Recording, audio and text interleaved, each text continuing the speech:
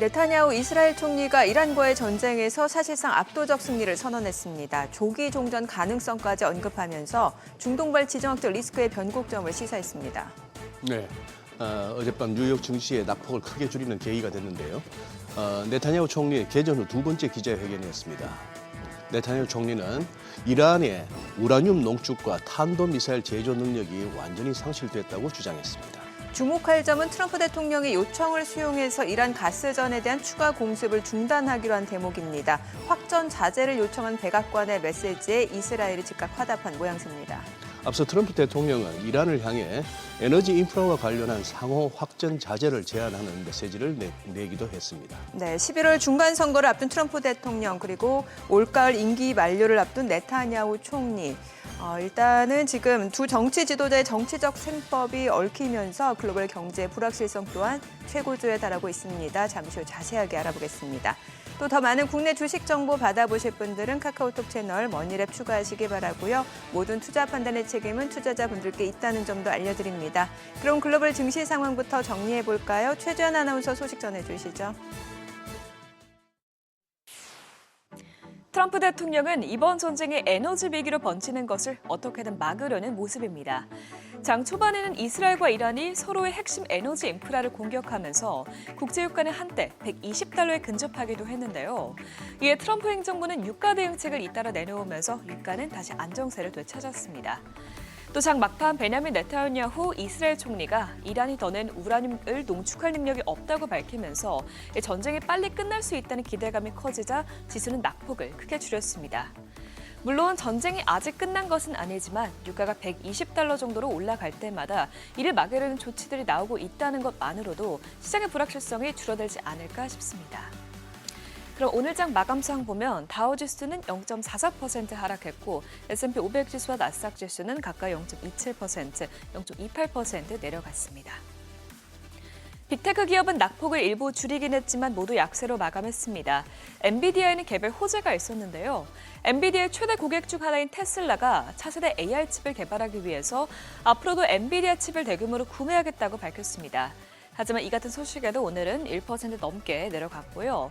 애플은 올해 초 중국에서 아이폰 판매량이 크게 늘어났지만 결국에는 0.39% 하락세로 마감했습니다. 그 밖에 마이크로소프트와 아마존은 각각 0.71%, 0.53% 내려갔습니다.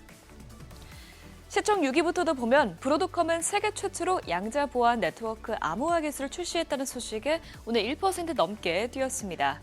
반면에 테슬라는 미국 규제 당국이 완전 자율주행인 FSD 시스템에 대한 조사를 기존 단계에서 조금 더 심층적인 조사 단계로 격상했다는 소식에 3% 이상 밀려났고요. 그 밖에 나머지 기업들도 모두 하락세로 마감했습니다. 유가는 오늘 그야말로 롤러코스터를 탔습니다. 중동 전쟁이 점점 에너지 전쟁으로 본격화하고 있는 상황인데요. 이스라엘이 이란 최대 가스전을 공격한 이후 이란도 카타르의 주요 LNG 시설 공격으로 맞서자 브렌트유는 장중 119달러까지도 올라서기도 했습니다. 다만 이후 트럼프 행정부에서 유가 안정책을 잇따라 내놓자 유가는 급발락하기 시작했습니다. 트럼프 대통령은 이스라엘이 추가로 이란의 에너지 생산 시설을 공격하지 않을 것이라고 말한 데 이어서 스콧 베센트 재무장관도 미국의 추가로 전략 비축유를 방출할 수 있고 또 해상에 있는 이란 원유에 대한 제재 해제 가능성을 시사하면서 시장에는 원유 공급이 늘어날 것이라는 기대감이 반영됐습니다. 결국 오늘 WTI는 1.16% 하락했고요. 브렌트유도 소폭 상승하는 데 그쳤습니다. 전쟁이 끝날 조짐이 보이지 않다 보니 각국 중앙은행들에서는 점점 유가 상승으로 인한 금리 인상이 가능하다는 신호가 나오고 있습니다. 어제 파월 의장이 금리 인상에 대한 논의가 나왔다고 발언한 데 이어서 오늘 열린 잉글랜드 은행과 유럽 중앙은행 통화정책회의도 매파적이었는데요. 우선 BOE는 에너지 가격 상승을 이유로 단기 소비자 물가 상승률 전망치를 올려잡으면서 물가 상승 시에 대응할 준비가 되어 있다고 말했습니다.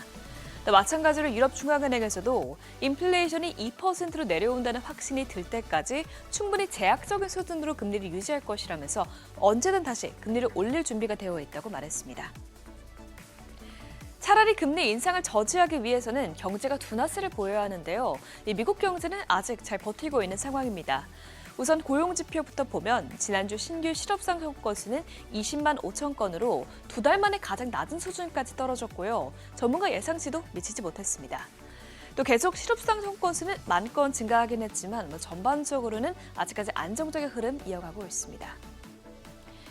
ISM 제조업지수의 선행지표인 필라델피아 제조업지수 역시 강하게 나왔습니다. 이번 발표치는 18.1로 예상치를 크게 웃돌았고요. 6개월 만에 최고치를 경신했습니다. 이 신규 주문지수와 출하량 지수, 고용지수 모두 플러스 공배를 이어가면서 제조업 활동이 괜찮다는 점을 나타냈습니다. 또 여기에 더 문제가 되는 것은 투입 비용 지수와 판매 가격 지수 모두 상승세를 보였다는 건데요. 이렇게 경제가 잘 버티는 상황에서 물가 압력마저 이어지게 된다면 연준은 더욱더 금리를 내릴 명분을 찾지 못할 것으로 보입니다. 국채금리는 주요국 중앙은행들이 매파적 발언을 내놓고 미국 경제지표도 강하게 나오면서 단기물 위주로 큰 폭으로 올랐습니다. 장중한 때 2년물 금리는 3.93%대까지 오르기도 했는데요. 그런데 유가가 하락하면서 상승분을 줄여나갔습니다. 또 10년물 금리는 상승하다가 결국에는 장 막판 하락세로 전환했습니다. 지금까지 굿모닝 마켓이었습니다.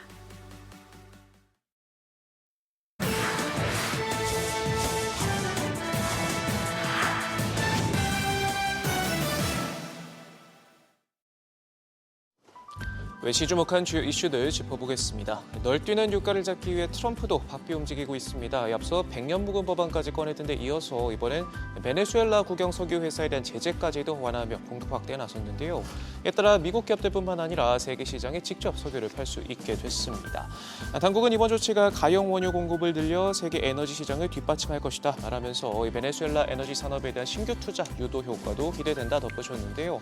다만 시장에선 물량이 극히 미미한 수준이어서 중동 상황에 대한 해결책은 못 된다. 또 베네수엘라의 노후화된 석유 산업을 정상화하는 데는 수년이 걸릴 수 있는 데다 안전성과 재정적 확보가 확보되지 않은 상황에서 단기간 내 대규모 투자에 나서긴 어려울 것이다. 효과를 제한적으로 보는 시간도 많습니다. 그런가 하면 월가서도 근심이 가득합니다. 국제유가가 치솟자 연거푸 눈높이를 낮추고 있는데요. JP모건이 S&P 500 전망치를 크게 낮췄습니다. 종전 7,500에서 7,200까지 내렸는데 이번에 수정한 목표치는 올해 CNBC가 시행한 시장 전략가 설문에서 뱅크 오브 아메리카가 제시한 7,100에 이어 두 번째로 낮은 수준입니다. JP모건은 단기적으로 추가 하락 가능성을 언급하면서 이 투자자들이 이란 사태가 빠르게 끝나고 호르무즈 해협이 신속히 재개될 것이라고 지나치게 안일한 기대를 하고 있다. 위험한 생각이다 지적했는데요. 특히 유가 상승이 소비 수요에 미치는 영향을 과소평가하고 있다. 70년대 이후 5차례 유가 충격 중 4번은 침체가 있었다는 사실을 떠올려봐야 한다 경고했습니다. 혼란하기 그지없는 시장에서도 인공지능에 대한 관심은 여전히 뜨겁습니다. 이번엔 프로메테우스로 경영 일선에 돌아온 아마존 창업자 제프 베이조스가 본격적인 쩐의 전쟁 판 키우기에 나섰는데요. AI 펀드 조성을 위해 $1,000억, 우리 돈 150조 원 규모의 자금 조달에 나섰습니다. 월스트리트저널은 베이조스가 중동과 싱가포르로 가며 세계 최대 자산 운용사들과 만남을 갖고 있다 전하면서 AI 제조업 혁신 펀드라는 이름으로 반도체 제조와 방산, 항공우주 등 주요 산업 분야 기업들을 사들여 인공지능 기술을 입히는 것을 목표로 소프트뱅크의 비전 펀드와 경쟁에 나설 것이다 설명했는데요.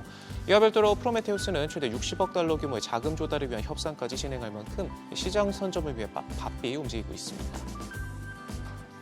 미 금융당국이 월가 자본 규제를 대폭 완화하는 방안을 추진합니다. 연준은 주요 은행들의 자본 요건을 낮추는 내용의 규제 개편안을 공개했는데 이번 개편으로 보통주 자본 비율 기준 대형 은행의 경우 4.8%, 중소형 은행은 최대 8% 가까이 자본 부담이 줄어들 것으로 추정됩니다.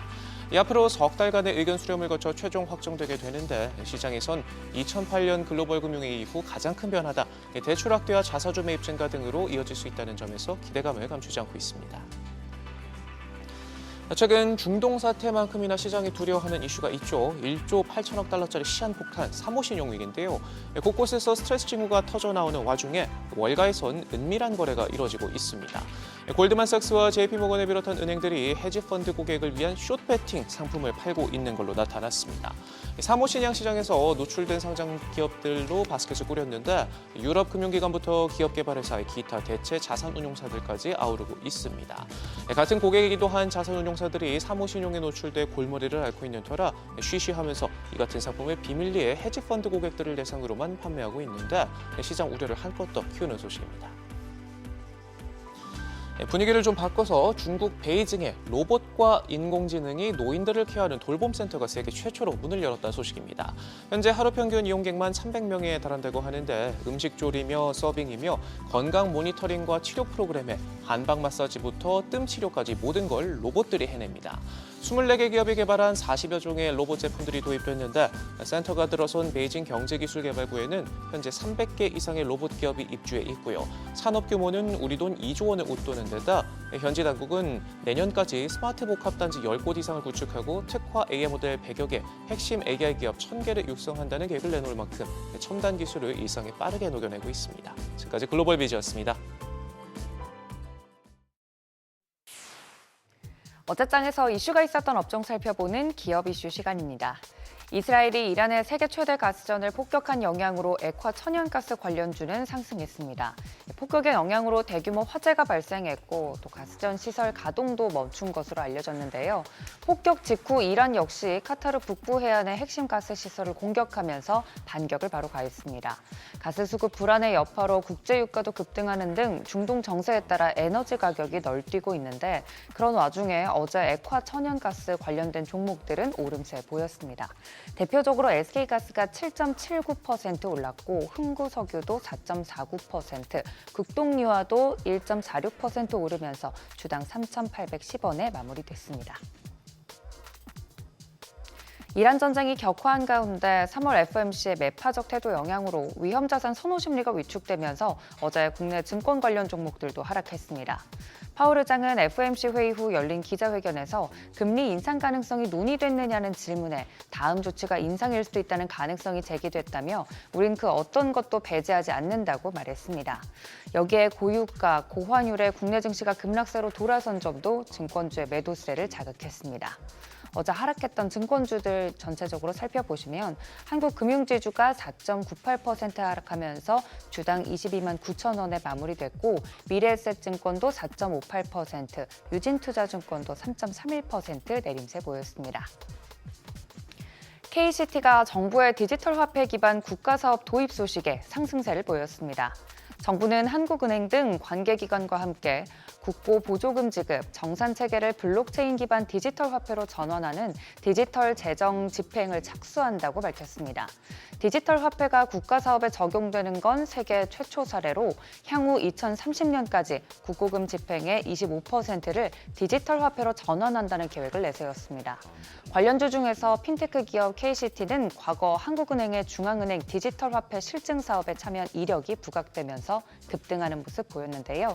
어제 KCT 상한가로 마무리되면서 주당 3,295원에 마무리됐고 이어서 디지털 화폐 관련된 종목들도 오름세 보였는데 한네트가 8.84%, 로지시스도 5%대 올랐으며 누리플렉스까지 2.9%대 강세 보였습니다. 게임주 펄어비스 주가가 신작 붉은 사막 출시를 앞두고 급락했습니다. 글로벌 평점 집계 사이트 메타크리틱에서 붉은 사막 PC 버전은 78점을 기록했는데요. 시장에서는 7년간의 개발 기간 등을 고려했을 때 80점대 수준은 나올 것으로 내다봤습니다. 이 기대감이 실망감으로 바뀌면서 하락세가 이어졌고 또 펄어비스는 최근 급격하게 주가가 뛰기도 해서 이미 선반영된 점도 하락의 원인으로 꼽혔습니다.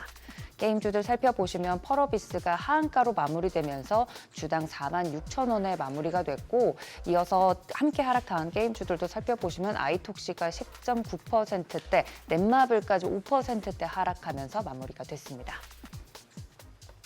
지금까지 기업 이슈 전해드렸습니다.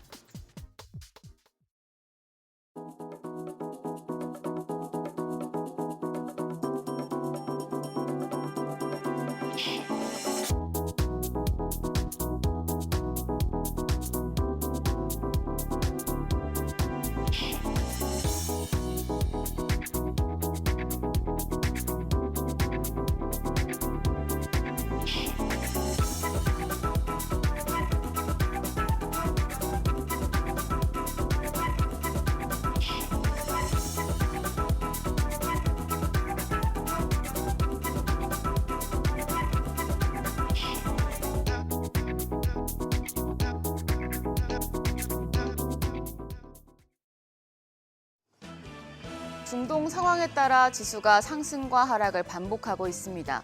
어제는 코스피가 나흘 만에 하락했습니다.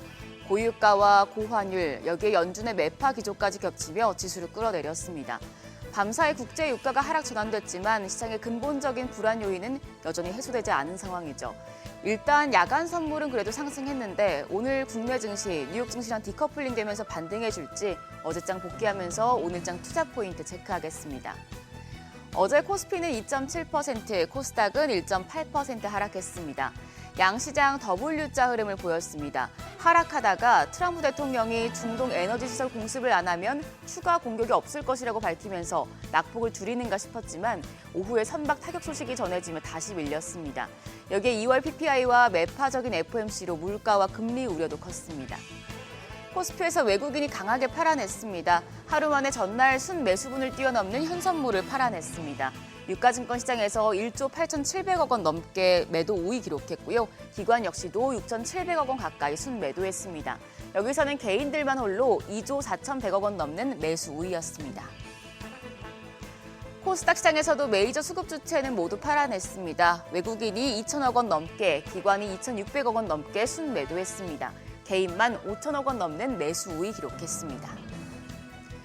코스피 시총 상위 종목들을 보면 10개 종목 모두 조정을 받았습니다. 반도체 투톱 일제히 떨어졌는데 앞서 마이크론이 호실적에도 시간의 거래에서 주가가 떨어진 영향을 받았습니다. 그래도 다행히 삼성전자가 20만 원, SK하이닉스가 100만 원 지켜냈습니다. 코스닥 시총 상위단에선 삼천당제약이 상승하면서 에코프로비엠을 제치고 시총 3위에 올랐습니다. 알테오젠과 삼천당제약이 1%대 강세 기록했고 리노공업도 오름세 보였습니다. 환율이 고공행진 중입니다. 달러원 환율 17년 만에 달러당 1,500원 선을 넘겼습니다. 어제 서울 외환시장에서 달러 대비 원화 환율은 17원 90전 오른 1,501원의 주간 거래를 마쳤습니다. 최근에 장중에 환율이 1,500원 선을 넘기도 했었지만 1,500원 선을 넘기면서 마감한 건 글로벌 금융위기 때인 2009년 이후 17년 만입니다. 야간 거래소 환율 1,500원 선 아래로 내려갔습니다. 국제유가 급등에 대응해서 유로존과 영국 중앙은행이 조만간 금리 인상에 나설 것이란 기대가 부상한 가운데 유로와 파운드 가치가 급등하며 글로벌 달러의 약세 압력을 가했습니다. 오늘 역외 환율 새벽 6시 기준으로 1,494원 60전입니다. 환율 소폭 하락 출발하겠지만 여전히 1,500원 선에서 움직일 수 있겠습니다. 그래도 야간 선물이 플러스로 전환했기 때문에 오늘 국내 증시 어제 급락 이후에 추가적인 하락세는 제한적일 것으로 예상이 되는데요. 어제 외국인과 기관이 시장에서 자금을 대거 빼내면서도 포트폴리오에 담았던 종목들 체크해 두시죠. 외국인은 반도체와 자동차 대표주에서 자금을 빼는 대신에 다양한 종목군을 담았습니다. 반도체 소부장 쪽, 원전, 금융주, 여기에 일부 제약 바이오주를 순매수하는 모습이었고요. 기관은 반도체 소부장단을 순매수했습니다. 이수페타시스부터 DB하이텍에 더해서 리노공업과 이오테크닉스, PSK, TLB, 원익 IPS까지 순매수 상위권에 이름을 올렸습니다.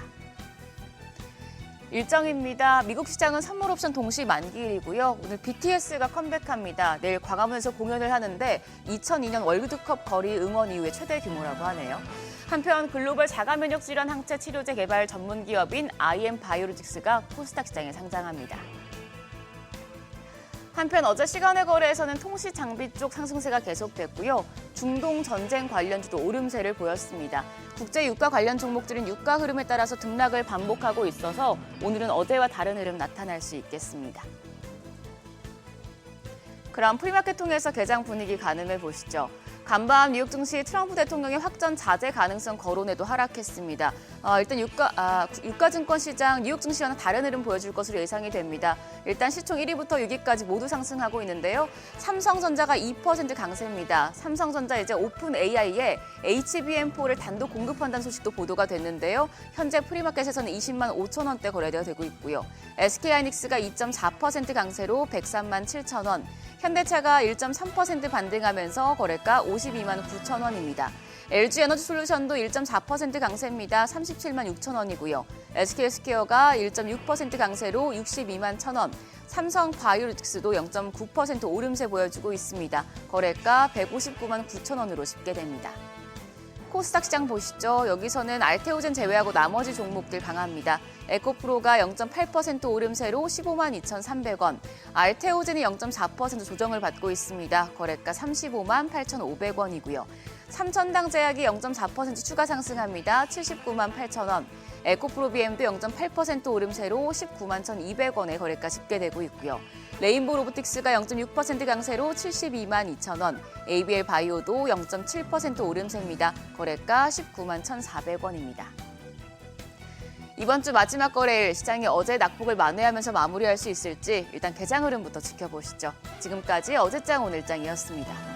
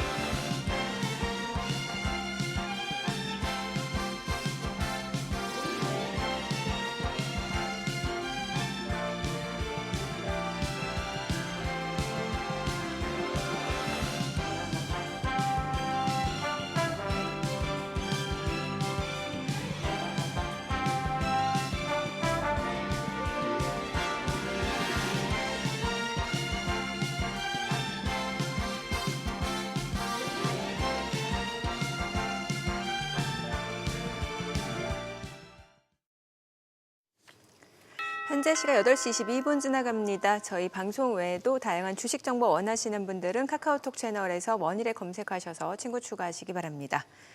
네타냐후 총리가 기자회견을 열고 이제 이란의 핵 능력은 상실됐다.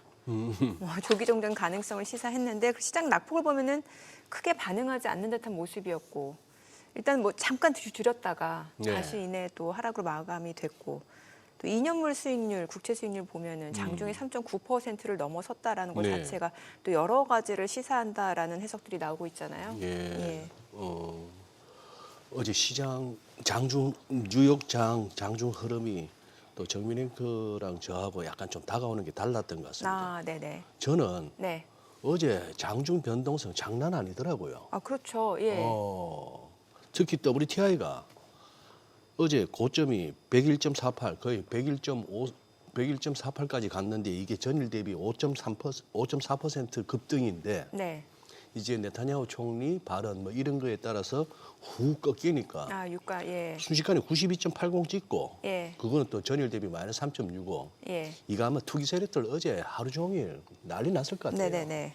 그러고 나서 이제 마이너스 0.2%에 96불로 마쳤는데 지금은 또 94불 추가로 한 2불도 빠지고 네네. 있는데 그거하고 완전 뒤집어서 지수 같이 갔고 미국채 금리 수익률도 유가 오를 때 같이 오르고 꺾이니까 같이 빠지고 그렇죠. 예, 죄다 예. 진짜 유가만 쳐다보고 있는 예. 그런 상황이더라고요. 그러면서 지금 야간 선물 대비 오히려 지금 프리장 보니까 오늘은 또 위쪽으로 또 폭발할 것 같은 네네네. 하루하루 변동성은 엄청난 장이 돼버렸습니다. 그렇죠. 네. 저는 이제 약간 그런 게 이제 기대치였던 것 같아요. 네타냐후 총리가 뭔가 조기 종전을 얘기를 했으면 시장이 뭔가 상승으로 좀 전환되지 그 않을까라는 정도까지, 기대를 했는데, 그 정도까지. 예, 낙폭을 줄이기는 했는데 그래도 하락 마감. 저는 이제 여기에 좀 초점을. 고개 미진했다. 이게 참 기대치의 차이였던 것 같아요. 변동성은 확실히 컸던 건 맞아요. 맞습니다. 맞아요. 예. 그리고 저는 이제 2년물 수익률이 어쨌건 장중에 3.9%를 넘어섰다라는 거를 봤을 때 그렇습니다. 아직은 시장이 좀 뭔가 불안한 게 있구나. 물론 그게 좀 떨어지긴 했어요. 3.7 정도로 떨어지긴 했는데 여전히 불안하구나. 좀 이런 거에 저는 초점을 맞췄던 것 같고. 그래요. 예, 그럼에도 불구하고 오늘 프리장에서 우리 시장은 또 괜찮아 보이고. 예, 어제 조금 뉴욕장에서 미진했던 거 오늘 우리 본장에서 채워드릴 거니까 Don't worry, be happy. 예, 그래요. 아니 지금 짚어볼 게 너무 많죠. 맞아요. 오늘 예. 네, 또 오늘 오랜만에 또 이분 모셔보도록 예. 하겠습니다. 피나클 경제연구소 장재철 대표님 함께합니다. 어서 오세요. 어서 오세요, 장 박사님. 안녕하세요. 예. 뭐 직설 이런 쪽에 나오시는 거는 여러 번 뵀습니다만 머니쇼 모처럼 나와주셨습니다. 아예 불러주셔서 고맙습니다. 어제 뭐 22도 금리 동결, 영란은행도 금리 동결 뭐 여러 가지가 있었습니다. 뭐 있었는데 그거는 조금 뒤쪽에서 한번 살펴보고 지금 박사님께서 보시는 이거 지금 이제 중동 전황하고 유가 동향에 딱 금융시장이 그냥 멱살 잡힌 것 같아요. 예, 아무래도 금융시장에 말씀하신 대로 멱살을 잡히려면 매개가 있어야 되는데 네. 그 매개가 제가 볼 때는 중앙은행 특히 페드의 향후 정책 금리의 경로랑 연관이 있는 것 아, 같습니다. 그렇네요. 그렇네요. 왜냐하면 예. 앞에서도 이제 앵커분들께서 말씀하셨듯이 국채 금리가 상승을 했다. 네. 그리고 이거는 어떻게 보면 향후에 인플레이션에 대한 기대가 높아지고 그 원인이 유가의 불안에 있다는 것을 우리가 생각을 해보면 예. 말씀하셨던 것처럼 중동에서의 유가 상황에 따라서 시장의 변동성이 같이 나타나는 건 너무 당연한 거 아니냐 이렇게 또 생각해 볼 수 있을 것 같아요. 예, 그러네요. 예. 간밤 네타냐후 이스라엘 총리 기자회견은 어떻게 보셨나요? 뭐 다 레토릭으로 보고요. 기본적으로 제가 이해하고 있는 중동의 상황은 이스라엘은 이번에 이란의 어떤 정권에 대한 아니면 정부의 그 전복이라든지 이런 거를 지금 계속 추구할 것 같고요. 그리고 미국 입장에서는 처음 전쟁의 시작은 그 원자로 관련된 그거였잖아요. 그러니까 핵을 생산할 핵을 없애는 만한, 거. 예. 지금은 미사일 기지 없애고 뭐 해군을 없애고 이런 식으로 나가서 약간의 그 목적 함수가 달라지는 것 같은데 예. 그 결과는 우리가 알다시피 호르무즈 해협의 봉쇄로 나타난 거고 그렇죠. 이 이슈는 쉽게 해결되지 않을 것 같은 생각이 좀 듭니다. 호르무즈가 뭐 미국과 지금 이스라엘이 협동해서 그 회로를 연다고 하더라도 이미 그 중동 지역에서의 그 원유라든지 그 천연가스 인프라가 지금 망가지고 있잖아요. 그래서 네. 이 영향은 저는 뭐 오늘 당장 종전을 한다고 하더라도 수개월 동안 시장에 영향을 미치지 않을까 이런 생각을 하고 있습니다. 예. 그러니까 수개월 동안 금융시장에 영향을 미친다라고 하면은 뭔가 이제 금리라든지 그렇죠. 아니면은 뭐 유가라든지 이런 걸 말씀하시는 건가요? 왜냐하면 당초에 올해 세계 예. 경제와 뭐 많은 나라들의 경제 전망을 할 때 국제 유가를 $60 수준에 맞춰놨었거든요. 네네. 근데 지금 $90 아니면 $100 수준에 걸쳐 있는데 이 정도만 하더라도 제가 말씀드린 대로 수개월 동안 유가가 높은 수준을 유지한다 그러면 인플레이션의 추가적인 상승은 불가피한 거로 보이고요. 네. 그렇다고 보면 중앙은행들의 정책 금리가 당초에는 인하 쪽으로 들어갔다가 지금 다 뭐 ECB도 그렇고 뱅크 오브 잉글랜드도 그렇고 다 영란은행도 그렇고 올려야 되는 거 아니냐 네네. 이런 생각을 하잖아요. 예. 그만큼 통화 정책의 경로에 불확실성 아니면 거기 좀 더 구체적으로 말씀드리면 상향 이 금리를 그러게요. 높일 거에 대한 가능성이 높아졌기 때문에 예. 세계 경제뿐만 아니라 뭐 우리나라 경제에도 부담이 되는 건 맞죠. 왜냐하면 고유가, 고물가, 고금리 거기다가 달러 강세도 그렇죠. 예상이 되고 있기 때문에 사실 경제 환경은 중동 사태 이전보다는 좀 많이 좀 안 좋은 거로 볼 수 있다. 이렇게 해석을 할 수 있을 것 같습니다. 이제 여기서 진짜 뭐 주식을 하든 안 하든 간에 주식 투자를 하든 안 하든 간에 국민들 입장에서는 여기서 더 악화되는 거는 진짜 곤란해집니다. 그죠, 박사님? 네, 맞아요. 그렇죠. 예. 왜냐하면 이제 아무래도 시장은 센티멘트고 경제 활동도 센티멘트잖아요. 네. 그 중에서 뭐 저희들이 많이 얘기하는 게 고통지수, 뭐 미저리 인덱스라고 얘기하는데 그게 인플레이션이 높아지게 되면 경기 침체에 대한 우려가 높아지고 실업률이 올라가면서 체감 경기가 나빠지는 걸 얘기하잖아요. 네. 근데 그 첫 단계인 인플레이션에 대한 우려가 지금 커지고 있다는 게 사실은 경제와 시장에는 부담이 되는 거죠. 네. 그래서 제가 볼 때는 이러한 상황을 우리가 가정을 하고 시작을 했는데 전쟁은 일어났고 유가는 이미 높은 수준에 와 있고 그리고 저의 조심스러운 전망처럼 수개월 동안 유가가 이전 수준인 $60로 회복되지 않는다고 하면 예. 지금 말씀드렸던 상황들에 대한 대비가 있어야 되지 않을까 이런 생각을 해봅니다. 저는 또 하나 이제 물론 이제 찬물을 끼얹는 건 아닌데 그 블룸버그에서 나온 내용을 보면은 이게 리만 브라더스 2008년 그 당시 이전에 나왔던 현상하고 비슷하다라고 지적을 하는 게 일단 2년물 수익률이 지금 금리보다 높게 올라간 점 그리고 여기다 유가가 폭등하고 있고 또 하나가 채권 시장 하락하는 거 이걸 얘기를 하더라고요. 그래서 스태그플레이션에 지금 전조 증상이다 이런 얘기가 나오고 있는데 이거 괜찮은 겁니까? 거기에서도 많은 뭐 아이비들이나 분석은 많이 다른 것 같아요. 예. 근데 기본적인 컨센서스는 스태그플레이션은 아니고 예. 그 전조 증상이 보인다 예. 이런 거거든요. 예. 그러니까 예를 들어서 뭐 대표적인 미국 아이비 중에 하나는 국제유가 배럴당 140달러 하더라도 미국 경제 성장률 어제 연준은 2.4% 올해 성장 예상했잖아요. 2% 수준 유지한다는 얘기도 하거든요. 그러면서 과거보다 그 에너지 의존도가 떨어졌기 때문에 또 그렇다고 분석을 하는데 또 일부에서는 그렇게 얘기합니다. 의존도가 떨어진 게 아니라 지금은 의존도의 문제가 아니라 에너지 자체가 없다, 원유가 없다라는 거잖아요. 예, 예. 공급이 안 되니까. 예. 그래서 여러 가지 단기적으로는 상당히 불확실하고 다운사이드 리스크, 하방 리스크가 큰 상황이다. 그래서 여기에 대한 이제 뭐 시장도 그렇고 경제도 그렇고 대응책이 나오지 않을까 이렇게 생각을 합니다. 제일 뭐 실물 경기 쪽에서 보면은 경기가 나빠지는 거에 대한 여러 가지 부양 조치들이 지금 고려가 되고 있고 제일 직접적으로는 유가 하락을 위한 뭐 여러 가지 긴급 조치들이 있잖아요. 전략 비축분을 예. 푼다든지 뭐 여러 가지들.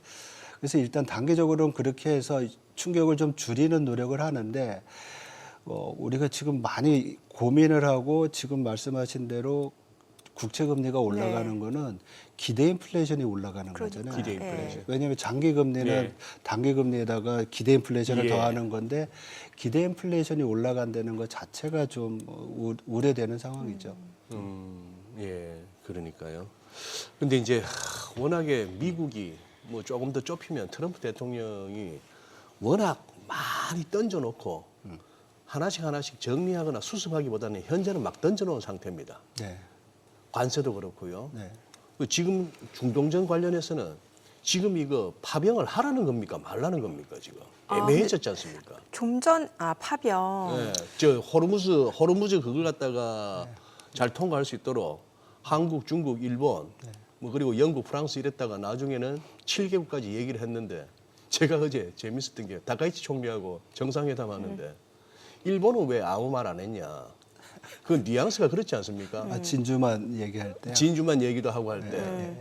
아니 중국, 한국이 가만히 있을 거는 대충 알겠는데 일본 너도 그러냐. 오빠가 얼마나 잘해줬는데 이런 분위기 아닙니까? 예. 지금 이게 가야 됩니까 말아야 됩니까 이게? 하겠다는 건지 말겠다는 건지. 가야 돼 어딜 가야 지금 아니 호르무즈에 한중일 뭐 등등의 국가들이 군함을 보내야 되냐 말이죠. 이게 정리가 안 되니까 참 여기다가 그러면 네타냐후까지 그러면 확전을 갖다 자제하겠다는 신호를 보냈으면은 저희는 시장은 기대를 가질 만한데 여기서 이란이 꼭 이란 정부 차원이 아니더라도 그 안에도 보면 다양한 생각을 가진 세력들이 있을 텐데 뭐 그런 식으로 또 이렇게 슬슬 건드리면은 잘 마무리되겠나 싶고 해서 어쨌거나 아직까지 불확실성은 남아있다고 봐야 되겠네요. 그렇죠. 네. 왜냐하면 전쟁은 뭐 미국도 그렇고 미국 트럼프 대통령이 끝낸다 그러면 또 이란은 그거는 우리가 결정한다 이런 얘기 하잖아요. 상대방이 있는 게 전쟁이니까 제가 볼 때는 여러 가지 불확실성은 있고요. 좀 서로 이 긴장 정도를 낮춘다고 하더라도 뭐 이란 입장에서는 자존심이나 여러 가지 데미지가 엄청 크잖아요. 그러니까요. 그런 예. 부분이 안에서 이렇게 잘 해소가 될까 이런 또 걱정을 합니다. 그래서 좀 이게 장기전으로 가는 전쟁이나 군사적 긴장의 그 정도는 약화는 되겠지만 이게 전쟁 이전 상태로 가기에는 서로 지금 너무 많이 와 있다 이런 생각이 듭니다. 그리고 거기에 이제 소위 이제 동맹국들이 참전하느냐 안 하느냐의 문제는 예. 상당히 복잡한 것 같아요. 그래요. 네. 왜냐하면 일단 거기를 가는 순간 중동 이란과의 또 관계도 있는 거고요. 네. 그리고 이게 뭐 일본 같은 경우에는 뭐 평화 헌법에 관한 여러 가지 법적 제약들도 많잖아요. 예. 우리나라도 또 국회에 또 동의를 받아야 된다는지 여러 가지 또 조치들이 있고. 그래서 이러한 것들이 사실은 지금 시장이나 미국, 이란이 생각하고 있는 전쟁 종료 시점보다 이런 프로세스가 더 길어질 가능성이 있어서 좀 불확실하다고 볼 것 같습니다. 박사님 질문지에는 못 보내드리겠습니다만 그냥 박사님 의견이 궁금해가지고 그런데 이란에서 위안화를 결제하는 나라들은 호르무즈 통과하게끔 해주겠다. 이거 좀 위험한 제안 아닙니까? 저기 달러를 갖다가 슬쩍 건드리는 거 아닙니까? 이란 입장에서는 지금 전쟁뿐만 아니라 뭐 사이버뿐만 아니라 모든 거에 대해서 미국의 그 신경을 건드리는 예. 그런 전략을 쓰는 거로 예. 보이고요. 그리고 이란도 지금 호르무즈 해협을 통과하는 몇몇의 그 유조선을 보면 친이란적이라든지 뭐 이런 경향이 있잖아요. 그래서 예. 제가 볼 때는 그런 레토릭으로 보이고요. 달러 위상이 과거보다 많이 약화된 거는 맞습니다. 그렇지만 이 자체를 가지고서 이번 이 케이스를 가지고서 그러면 한국이 위안화로 결제하면서 나올까? 이러진 못할 것 같습니다. 왜냐하면 그렇죠. 더 큰 그 뒷배경이 있는 또 스토리가 있잖아요. 그래서 그렇죠. 좀 실질적인 효과는 크지 않을 것이다 이렇게 생각합니다. 네. 네. 그러면 지금 이제 트럼프는 지상군 투입하지 않겠다라고 이제 한 상황이고 사실 이제 지상군이 투입된다라고 하면 이거는 장기전은 불가피한 상황인 거고 왜냐하면 일단 이란의 나라 크기 자체가 네. 우리나라 16배입니다. 이러면 이게 지상군 투입한다는 건 말이 안 되는 거고. 네, 그래서 예. 전면전으로 가지는 않고 지금 저도 기사를 본 거로는 호르무즈 해협을 통과하는 유조선에 대한 공격을 할 수 있는 해안선에 대해서 좀 뭐 봉쇄를 한다든지 아니면 그쪽을 작전 지역으로 삼는 부분적인 개입 같고요. 예. 근데 지상군이 가기에는 좀 어렵지 않나 이런 생각을 합니다. 왜냐하면 우리가 지금 뭐 우리 앞으로 토론할 때도 있지만 이 유가 자체가 미국한테 상당히 부담이고 그것이 중간 선거랑 연결돼 있잖아요. 예. 이런 상황에서 이란의 지상군을 투입을 해서 인명 그 손실이 나타난다고 하면 상당히 부담이 될 수 있는 부분도 얻을 있다. 게 없죠. 예. 벌써 뭐 몇 명이 지금 사망했고 이런 상황이잖아요. 예.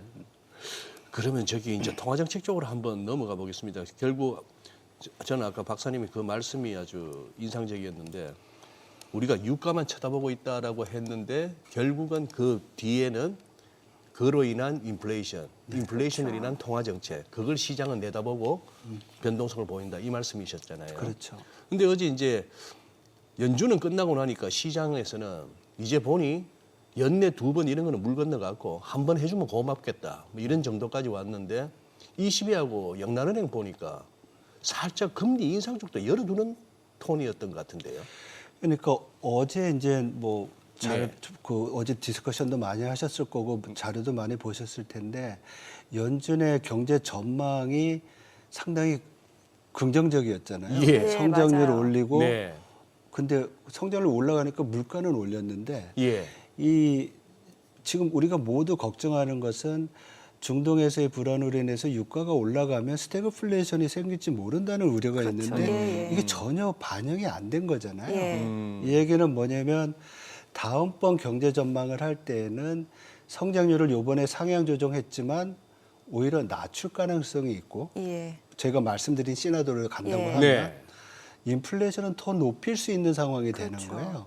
그러면 시장은 이제 되게 많이 계산을 해야 돼요. 예. 왜냐하면 물가는 올라갔고 성장이 낮아지면 금리를 낮춰야 되냐 아니면 올려야 되냐 이런 이슈가 되죠. 예. 지금 여태까지는 금리 내려가 아니면 동결 이것만 고민하다가 이제는 내리냐 아니면 올리냐의 고민인데 어제 나온 이 영란은행 아니면 뭐 ECB의 그런 어떤 톤을 보면 이 후자 쪽에 금리를 올리는 쪽으로 지금 많이 생각하잖아요. 맞아요.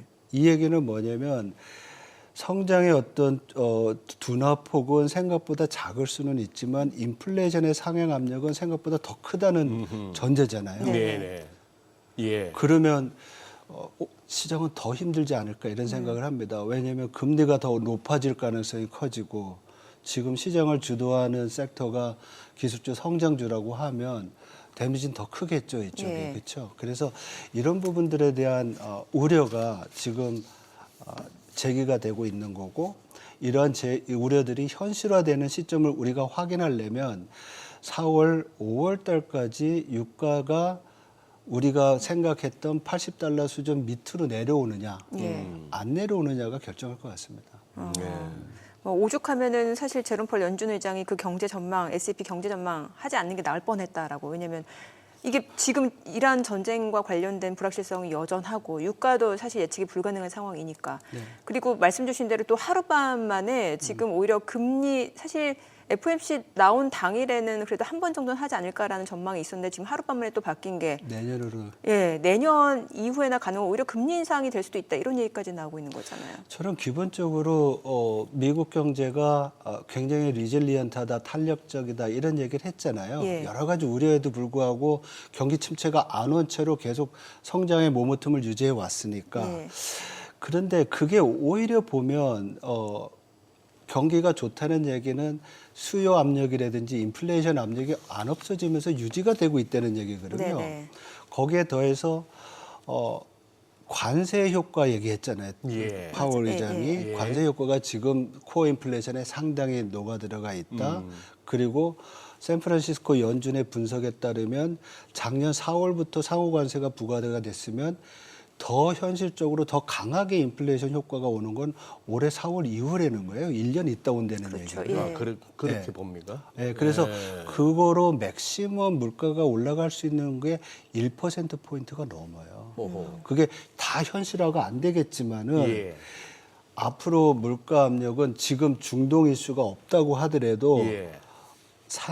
올라갈 수 있는 리스크가 있는 상황에서 지금 유가가 올라가고 있으니까 저는 그 보고서 읽은 다음에 연준 어쩌면 올해 금리 못 네. 내리겠다는 얘기를 하고 동결을 예상을 했었는데요. 지금 말씀 주신 대로 이런 상황이면은 올리는 가능성도 그러니까요. 생각을 해야 되지 않나 이렇게 보는 거죠. 예. 캐비넛이 문제는 어떻게 보십니까? 지금 뭐 캐비넛이. 인준 여부도 조금 아직은 네, 어제 네. 기자회견에서 제일 핫한 이슈였지만은 예. 케빈 워시도 제가 볼 때는 연준의 의장이라고 하면 연준의 그 듀얼 맨데이트 두 네. 가지 그 인플레이션 안정과 최대 고용이라는 예. 두 가지를 달성해야 되는 임무를 받고서 오는 거잖아요. 네. 그 상원에서 인정을 받을 때. 그렇다고 보면 만약에 미국 경제 상황이 인플레이션 압력이 높아지는 상황이라고 하면 아무리 트럼프 대통령이 뭐라고 하더라도 지금 요구하는 대로 뭐 워시는 2%까지 가야 된다. 트럼프 대통령은 0%로 내리라는 얘기를 하는데 그렇게 가기 굉장히 어렵다고 보고요. 요번에 그 소수 의견으로 미란이 혼자 내리자고 얘기했고 나머지는 네. 다 동결 얘기했잖아요. 네. 근데 지난번 회의에서는 소수 의견 내리자는 사람 3명인가 그랬었잖아요. 뭐 월러 예. 보호만까지. 그렇죠. 예. 근데 이 사람들이 다 친 트럼프 진영이라고 생각을 하더라도 경제 상황 자체가 인플레이션에 대한 우려가 있으니까 그걸 접잖아요. 네. 네. 그래서 저는 어제 회의에서 그런 생각을 했었습니다. 그래서 아무리 트럼프 대통령이 압력을 준다고 하더라도 그 정책 금리를 결정하는 테이블에 올라가면 기준에 따라서 해야 되기 때문에 아주 큰 변화가 없는 한 어떤 충격이 없는 한 금리 인하를 정치적 압력에 의해서 막 드라이브하기는 어렵지 않겠나 이렇게 생각을 합니다.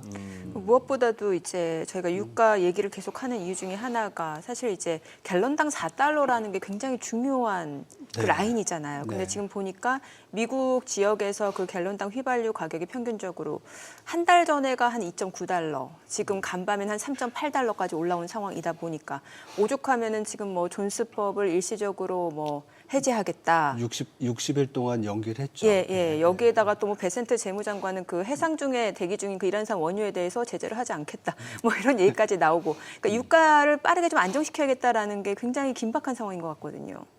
그렇죠. 지금 말씀하신 대로 3.50센트가 되면 지지율에 영향을 받는다고 그러잖아요. 예. 그리고 유가가 석유 가격이 휘발유 가격이 갤런당 $4 넘으면 대통령 지지율이 떨어진다.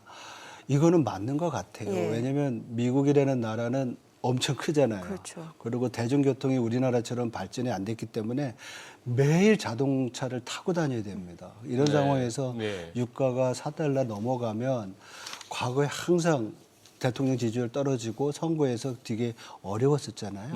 그래 뭐 전략 비축류 1억 7천만 배럴인가요? 그거 푼다고 해도 네. 보도를 보니까 유가가 뭐 20센트, 30센트밖에 안 내려온대요. 예. 근데 말씀하신 대로 3달러도 안 됐던 것이 지금 3달러 80센트, 예. 거의 4달러에 육박한데 거기서 20센트, 30센트 떨어져 봤자 여전히 3달러 50센트가 넘잖아요. 예. 그러니까 아직까지는 여러 정책을 쓴다고 하더라도 이미 어려운 그 선을 넘어간 거 아니냐 이런 생각이 좀 듭니다. 박사님 예전에 제가 기억하기를 뭡니까 연간 하루에 전 세계적으로 소비하는 뭐 석유가 1억 배럴 네.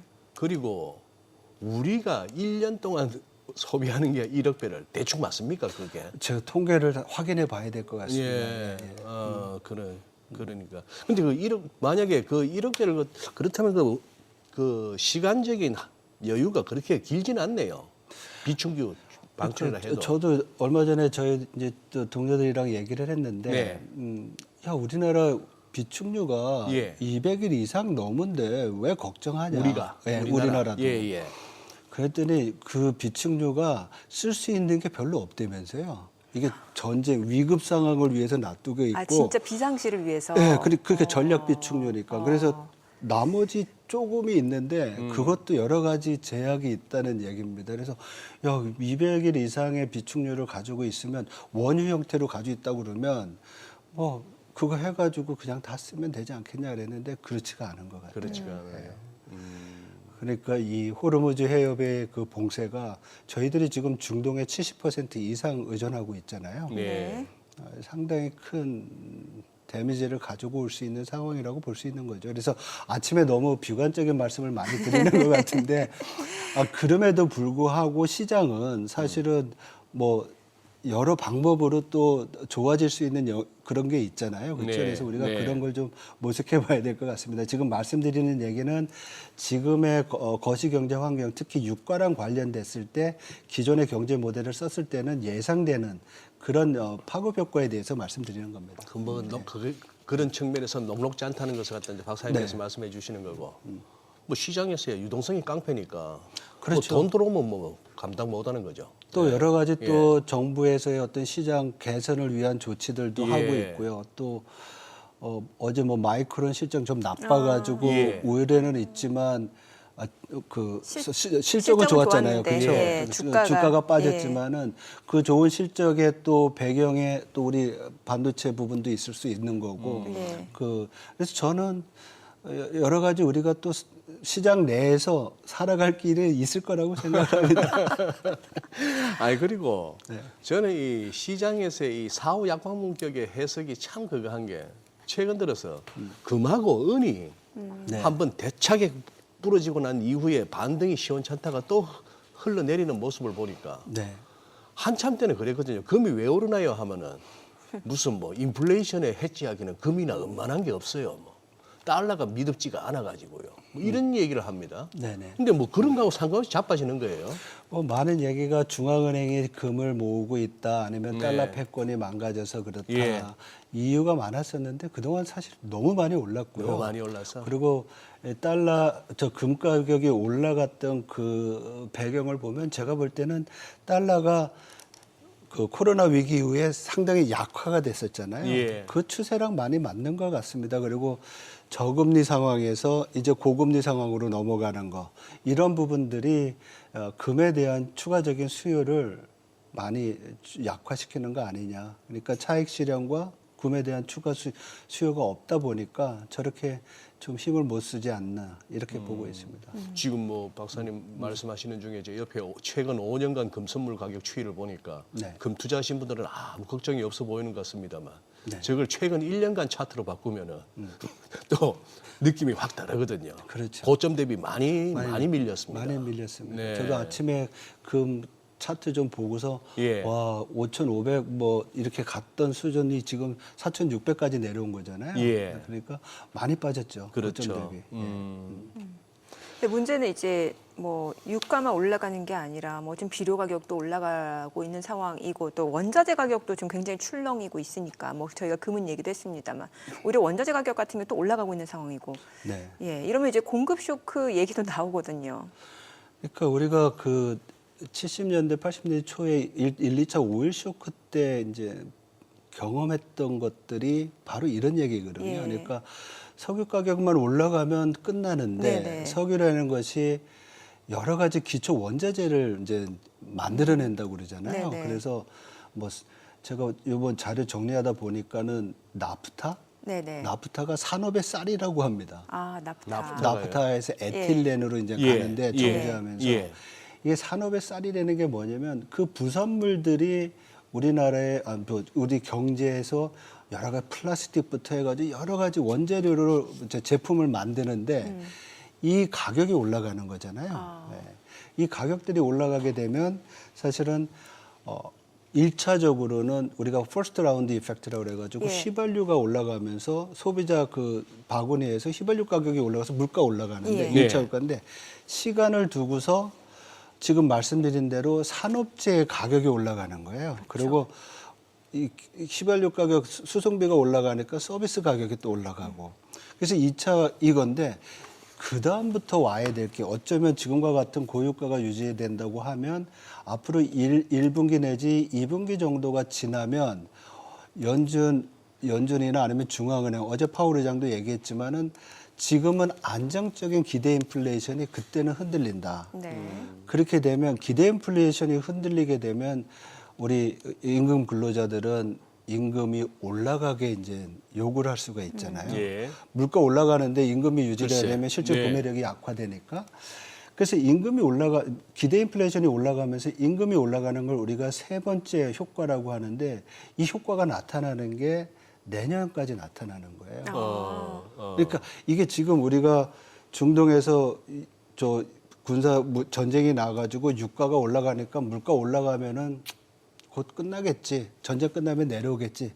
이랬는데 지금 올라간 수준만큼만 하더라도 60달러에서 지금 90달러까지 올라왔잖아요. 예. 이 효과가 2차로 산업재에 미치고 또 기대 인플레이션에 미치게 되면 인플레이션이 높아지는 거고 저는 그래서 사실은 다음번에 점도표가 나오면 올해는 금리를 동결하더라도 내년에는 어쩌면 금리를 올리는 쪽으로 점도표에서 점이 많아지지 않을까 아하. 이렇게 생각을 합니다. 네. 자, 지금 시각 8시 53분 향해 갑니다. 오늘 양시장 호가 상황 체크해 보겠습니다. 먼저 코스피 예상 7일 지수부터 확인해 볼게요. 오늘 약보합권 예상됩니다. 5,760이고 코스닥은 0.6% 상승 예상되죠. 1,150이죠. 시가총액 상위 종목 예상가 보겠습니다. 삼성전자 오늘 소폭 하락 출발 예상됩니다. 호가는 20만 원이고 SK하이닉스가 1% 하락 예상되고요. 예상 7일가 100만 2천 원. 삼성전자 우선주 보합 예상되고 있고요. 현대차가 0.7% 상승 예상됩니다. 호가는 52만 6천 원. LG 에너지솔루션이 1.6% 상승 예상되고 있고요. 삼성 바이오로직스가 0.5% 오름세가 예상됩니다. 호가 159만 4천 원. SK스퀘어가 0.98% 상승 예상되고요. 두산 에너빌리티 호가는 10만 7,500원으로 1% 상승 예상됩니다. 한화 에어로스페이스가 2.98% 하락 출발 예상되고 있고요. 기아는 보합권 예상됩니다. 코스닥 시가총액 상위 종목 예상가도 보겠습니다. 에코프로가 0.9% 상승 예상됩니다. 호가가 15만 2,500원. 알테오젠 보합 예상되고 있고 삼천당제약이 1.2% 상승 예상됩니다. 지금 호가는 80만 5천 원이고 에코프로비엠이 0.9% 상승 예상됩니다. 호가가 19만 1,500원. 레인보로보틱스입니다. 소폭 오름세 예상되고 있고요. 에이벨바이오 0.4% 상승 예상됩니다. 호가가 19만 900원. 리노공업이 0.6% 상승 예상되고 있고요. 코롱티슈진 호가는 9만 5,800원이네요. 펩토론 3.4% 상승 예상됩니다. 리가캔바이오도 오름세가 예상되고 있습니다. 제재 개장까지 한 5분가량 남았는데요. 일단 양시장이 또 상승 출발 예상되고 있는 상황이고 오늘 국내 증시는 어떨지 좀 궁금하네요. 뭐 간밤 뉴욕 증시 같은 경우 워낙 변동성이 컸던 상황인데 글쎄 오늘 뭐 환율이라든지 이런 부분도 좀 궁금해지는 상황이고. 그렇죠. 예. 그러니까 이제 개장 보기 전에 진짜 환율도 장 박사님 의견을 좀 여쭤봐야 되겠는데 박사님 이제 또 1,500원 시대를 갖다가 우리가 한동안 겪어야 될지도 모르겠습니다만 이 고환율에 어떤 명과암이라고 할까요? 뭐 나쁜 것만 있는 건 아닐 거 아니겠습니까? 어떻게 평가가 되세요? 일단 고환율이 되면은 수출 기업들한테는 상당히 좋죠. 아무래도 보조금을 받는 예, 식으로 예. 되니까. 그리고 수출 기업들이 우리 뭐 아무리 경상 명목텀이라고 하더라도 예. 이익이 커지니까 고용이라든지 투자할 수 있는 여력들이 생기니까 좋죠. 근데 이게 높아지게 되면 또 다시 물가로 가는 거예요. 또 물가로. 왜냐하면 우리가 수입을 많이 하잖아요. 네. 수출하는 예. 만큼 수입을 하니까. 그래서 수입 물가가 올라갈 수 있는 부분이 상당히 크죠. 지금 다행히도 우리가 물가는 상대적으로 다른 나라들보다 좀 안정적인데 저는 환율, 달러 원환율의 그 수준보다는 그 높아진 수준이, 과거보다 높아진 수준이 경제에 미치는 효과, 특히 물가를 통한 효과가 더 걱정이 됩니다. 왜냐하면 저희들이 달러 원환율이 1,400원, 1,500원 됐을 때 다 걱정하면서 하는 얘기가 뭐 17년 전에 위기 때 수준과 같다. 예. 근데 그때 1,500원, 달러당 1,500원을 가져왔던 그 수준은 우리가 대외 건전성이라고 그래서 외채도 많았고 외환보유액도 적었고 이런 수준이었거든요. 네. 그리고 환율이 그때는 1,000원 아래에서 그렇게 올라간 것 예. 같습니다. 근데 예. 지금은 1,300원, 1,500원으로 이렇게 올라오는 상황이고 앞에서 말씀드렸던 대외 건전성이라고 얘기하는 단기 외채 부분이라든지 아니면 또 외환보유액이라든지 이런 부분은 이 달러당 1,500원을 충분히 견딜 수 있는 체력이라고 생각을 합니다. 그리고 이 부분은 뭐 앞에서 우리가 많이 얘기를 했지만은 달러에 대한 수요가 과거보다는 더 많아졌다는 거죠. 옛날에는 달러에 대한 수요가 상품을 수입을 하거나 아니면 있던 경상 거래를 위한 거였는데 지금은 달러에 대한 수요가 해외로의 자산을 또 밀어내기 위한 거, 바깥으로 투자를 하기 위한 거잖아요. 이런 부분들을 감안을 하면 수요가 늘어난 부분에 의해서 좀 달러 원 환율이 올라간 부분이 있다라는 그런 상황이기 때문에 저는 이 레벨을 가지고 이제 더 이상 이건 뭐 우리 외환 위기가 오나 안 오나 이런 얘기보다는 예. 이렇게 높아진 상황과 이 시장에서의 변동성이 가져오는 부작용에 대해서 고민을 해야 될 것 같고요. 예. 그리고 1,500원에 대한 걱정을 지금 만약에 한다고 하면 이제부터는 환율이 과거보다 높아져서 물가 압력이 커지니까 국내 요인으로 물가를 낮출 수 있는 노력을 어떻게 해야 되느냐. 이 고민을 저는 더 많이 해야 된다고 생각을 합니다. 그래서 지금 일본이 사실 우리가 그 디플레이션 한다고 막 그랬잖아요. 네, 네. 근데 지난 3년 동안 작년 말까지 인플레이션이 2% 이상 3%까지 갔었어요. 예. 근데 갑자기 12월 달과 1월 달에 인플레이션이 1.5%까지 내려왔어요. 어떻게 그렇게 그 두 가지 요인인데 네. 하나는 식품 가격이 내려온 게 있고요. 근데 예. 뭐 쌀 문제 있고 막 이랬었잖아요, 예, 일본에. 예, 예. 그게 좀 안정화되는 게 있고 두 번째는 에너지 보조금을 주면서 에너지 가격이 많이 내려왔어요. 정부에서 보조금을 줬다고요? 그렇죠. 네. 이제 물가 안정과 네. 지금 이런 상황들을 고민을 해서 그래서 우리가 뭐 그렇게 보조금을 주려는 것이 아니라 뭐 유통 문제를 개선한다든지 아니면 다른 노력을 통해서 국내 내에서의 소위 말해서 절차상이나 아니면 그 물류 관련된 인플레이션 압력들을 좀 낮추는 노력이 필요하지 않나 이런 생각을 합니다. 물류 관련 인플레이션 압력. 네. 통화 정책적으로 생각하면 사실 금리 인상 또 생각해 볼 수 있는 거잖아요. 금리 인상을 통해서 인플레이션을 잡는다고 할 때는 사실 금리 인상 자체가 경제에 가져오는 비용이 있잖아요. 그렇죠. 소비를 줄여야 되고 예. 투자를 줄여야 되는데 예. 만약에 인플레이션이 이런 수요에 의해서 유발되는 것이 아니라 만약에 뭐 유통이라든지 여러 가지 그 마찰을 통해서 인플레이션이 생겼다고 하면 네네. 그런 부분에 대해서는 우리가 한번 다시 좀 점검해 봐야 되지 않을까 이런 생각을 좀 해봅니다. 참 박사님께서 워낙 점잖게 완곡하게 말씀하셔서 그렇지 저는 알아듣겠습니다. 유통 단계에서의 그 비용 절감이라는 게 네. 최근에 우리가 또 봤지 않습니까? 대통령께서 이렇게 또 압박을 하니까 유가 금방 가격표 바뀌는 거 보세요. 네. 그러니 뭐 그것만 말씀드려도 어떻게 보면은 대부분의 서민들과 국민들이 힘들어 죽어도 인플레다, 전쟁이다, 뭐다 하면서 그 자, 사람들 그 얘기를 저희가 개장하고 요 좀 정도로, 들어보겠습니다. 요 정도로. 자, 오늘 네. 국내 증시를 확인해보죠. 네. 개장합니다.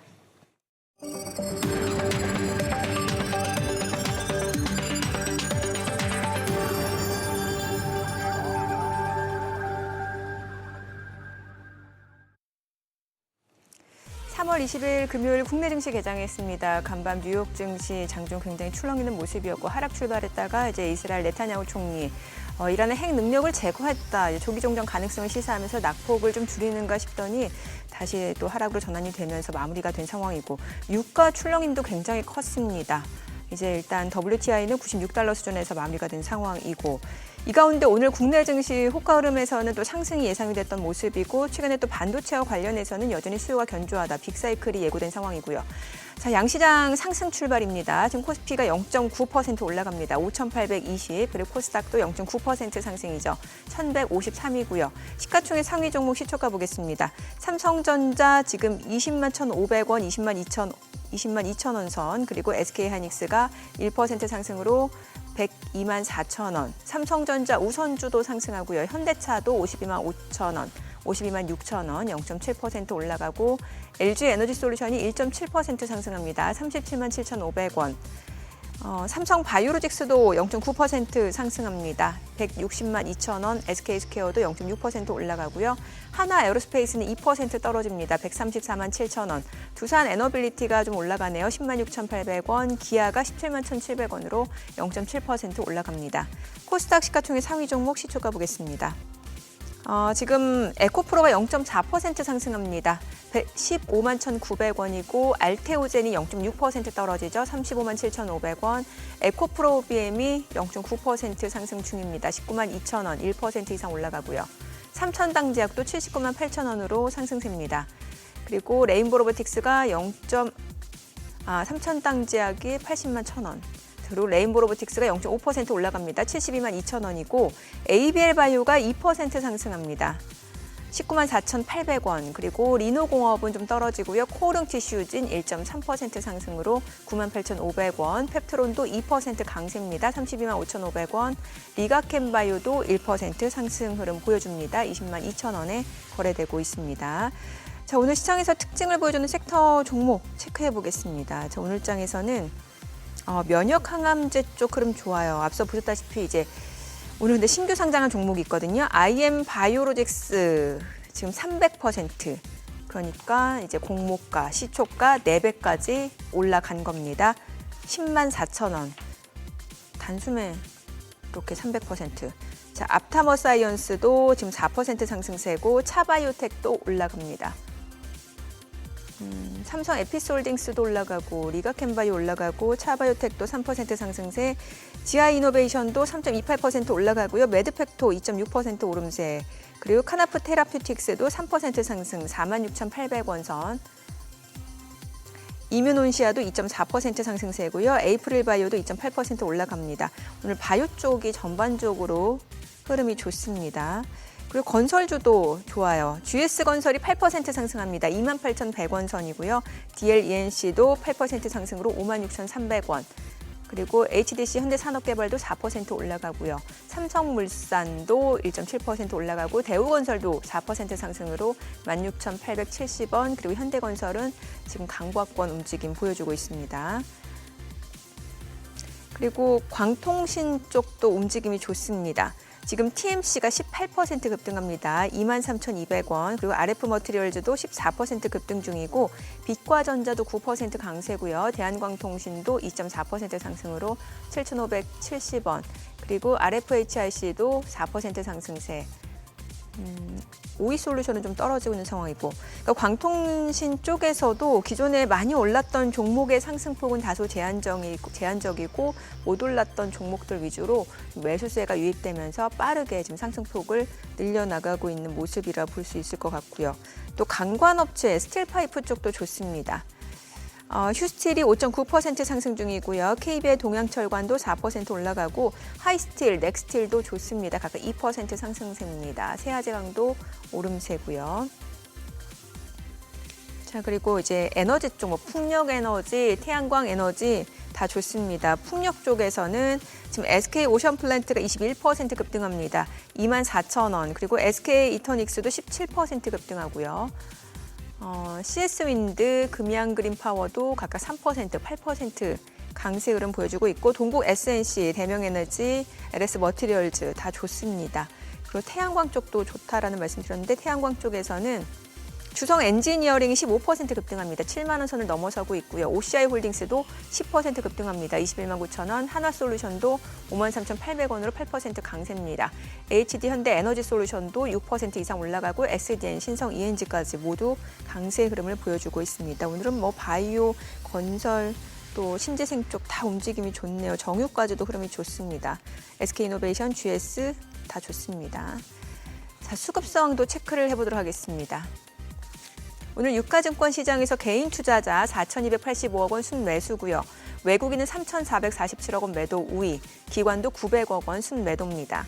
코스닥에서 개인은 669억 원 매수 우위고요. 외국인과 기관은 각각 398억 원, 188억 원 매도 우위를 나타내고 있습니다. 환율 체크하겠습니다. 달러원 환율입니다. 오늘은 9원 떨어지네요. 1,492원에 개장이 됐습니다. 뭐 다행인지 모르겠습니다만 환율은 떨어지고 시장은 그래도 상승세가 좀 이어지는 상황입니다. 예, 그러니까요. 어쨌거나 수급은 자꾸 하루하루 엇갈리네요, 그죠? 외국인이 그렇죠. 사기도 하다가 팔기도 하다가 오늘은 일단 외국인은 순매도로 출발이긴 합니다. 예, 이게 추세장일 때는 진짜 추세장일 때는 그냥 우상향 쭉쭉쭉 갈 때는 뭐 고점이 확인되기 전까지는 그냥 내달리던 시장이 한번 훅 꺾이고 나면은 그래 3월 4일이 컸어요.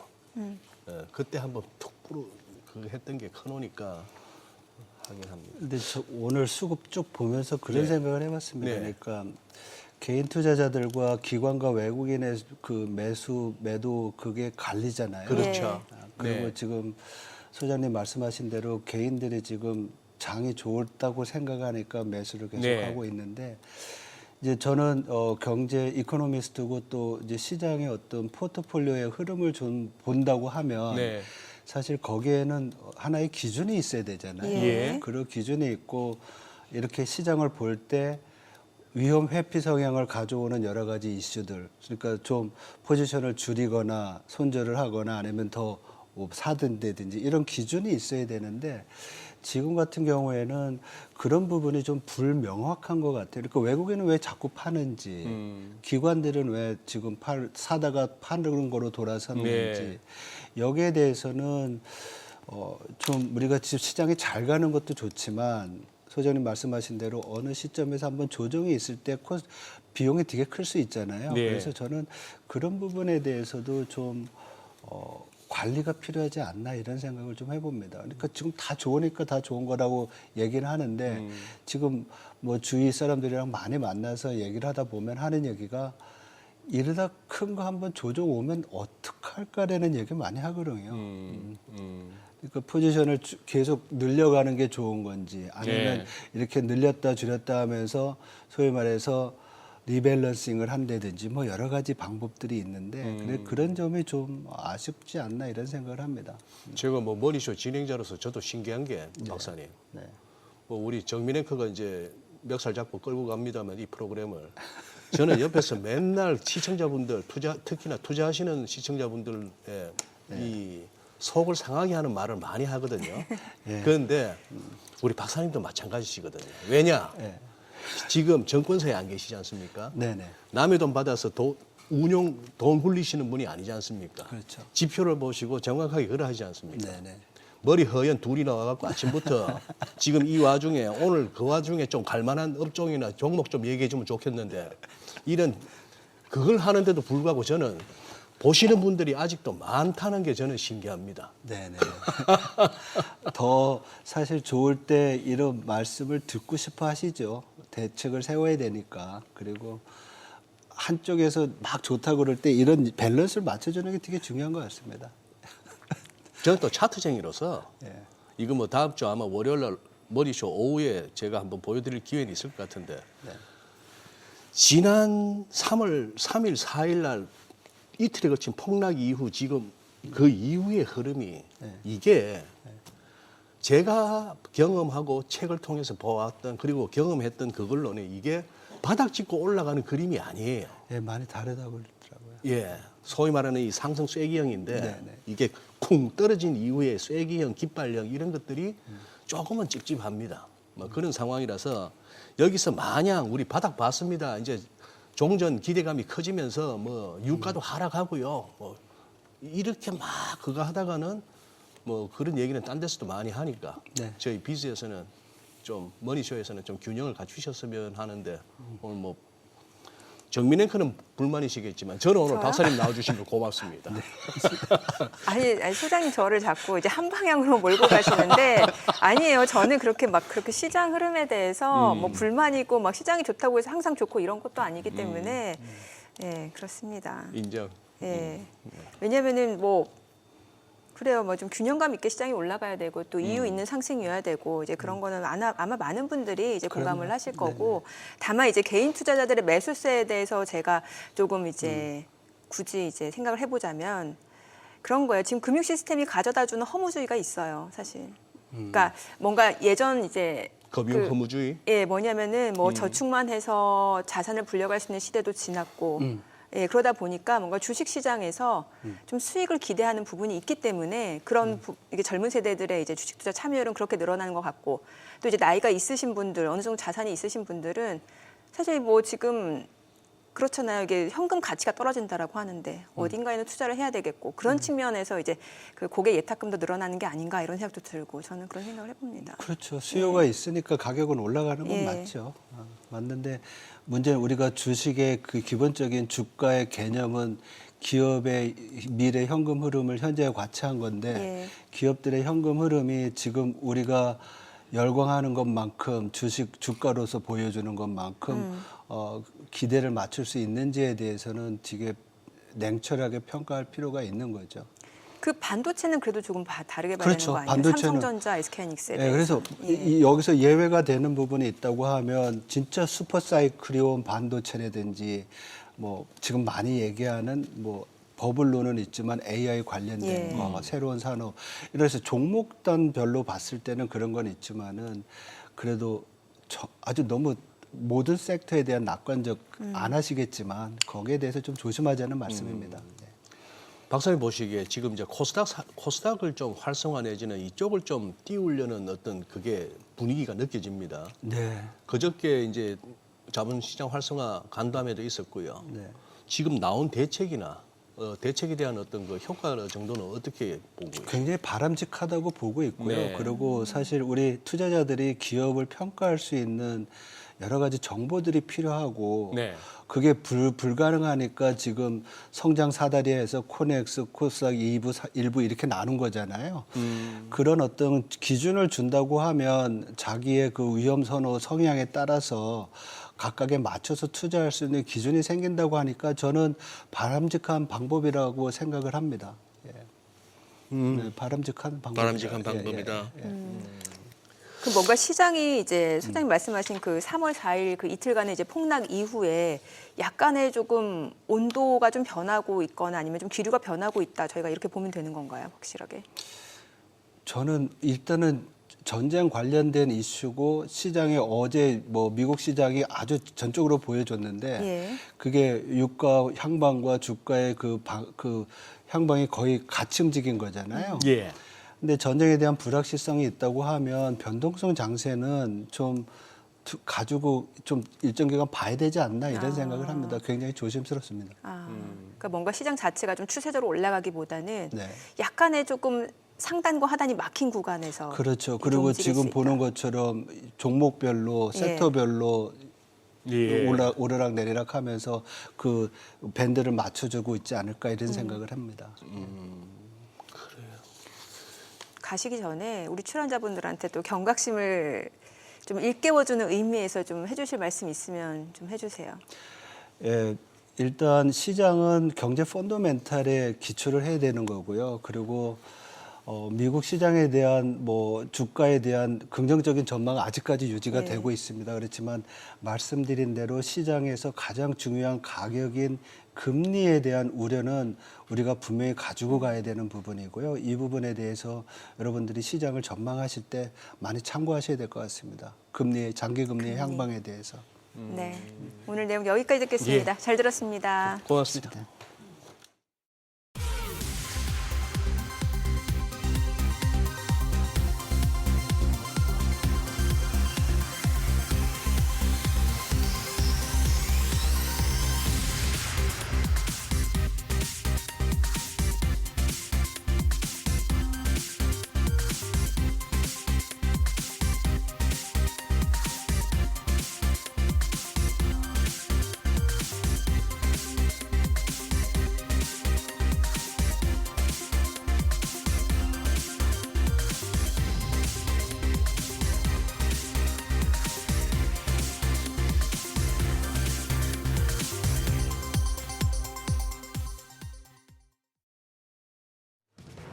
이 시각 시황입니다. 오늘 국내 증시, 뉴욕 증시와는 디커플링 되는 분위기입니다. 어제 조정폭이 좀 컸기 때문에 코스피와 코스닥 양지수 모두 반발 매수세가 유입되고 있습니다. 코스피 현재 0.9% 가까이 오르면서 5,812포인트 가리키고 있고요. 코스닥도 0.7% 오름세 1,151선에서 움직임 전개됩니다. 수급 상황 보시죠. 유가증권 시장, 다만 오늘 메이저 수급 주체 중에 외국인은 또 한 번 팔아냅니다. 5,140억 원 매도 우위 기록하고 있고요. 기관은 551억 원 매수 우위, 개인도 4,583억 원 순매수 기록하고 있습니다. 코스닥 시장 보시죠. 코스닥 시장에서는 기관만 팝니다. 기관 117억 원 팔아내고 있고요. 반면 외국인 금액은 소폭이지만 사자 포지션 취하고 있고 개인 역시도 221억 원 순매수하고 있습니다. 등락률 상하위 업종입니다. 현재 에너지 장비와 서비스, 건설, 가스 유틸리티 업종이 상승률 상위권에 위치해 있습니다. 반면 생명보험과 우주항공과 국방, 생명과학 도구 및 서비스 업종은 하락하고 있는 것으로 집계됩니다. 그럼 시장을 주도하는 테마 종목별 시세 체크하시죠. 통신장비 관련주가 최근 몇 거래일 동안 계속해서 주목받고 있습니다. 미국의 중국 기업에 대한 제재 확대와 AT&T 등 미국 통신 기업들의 투자 확대 속에 수요 급증이 예상되고 있기 때문인데요. 오늘도 관련주 좋습니다. 오늘 ENM은 상한가고요.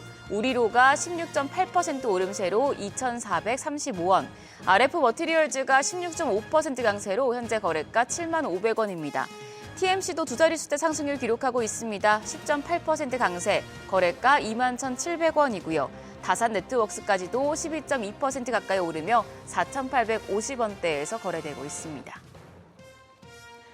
중동 전쟁으로 유가가 급등하자 신재생에너지 관련주가 반사수혜를 받고 있습니다.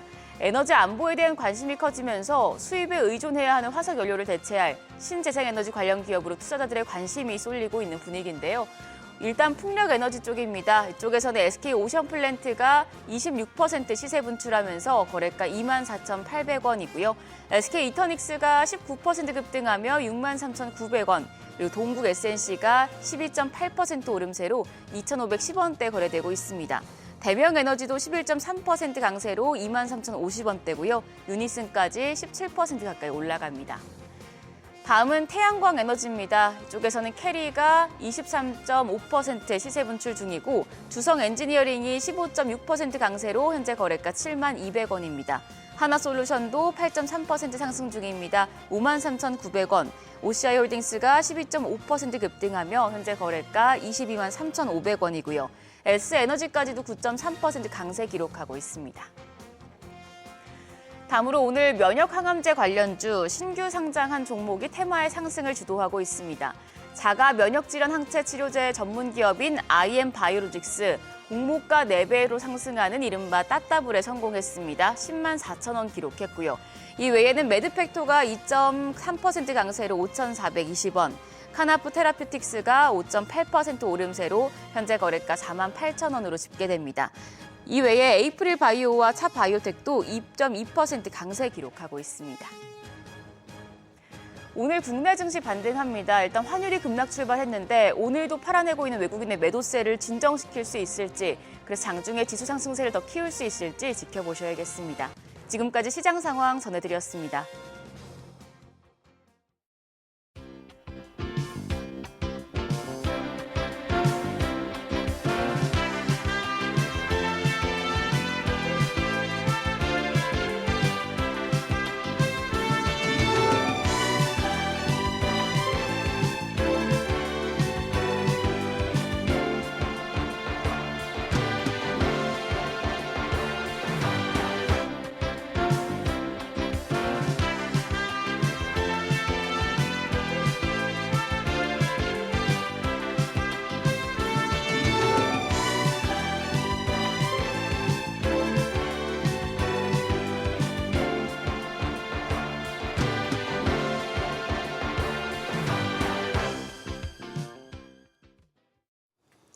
국내 증시 개장 상황 특징 업종 알아보겠습니다. 네, 이재규 SK증권 경인지점 PB차장 나와 계십니다. 어서 오세요, 어서 오세요. 차장님. 안녕하세요. 네.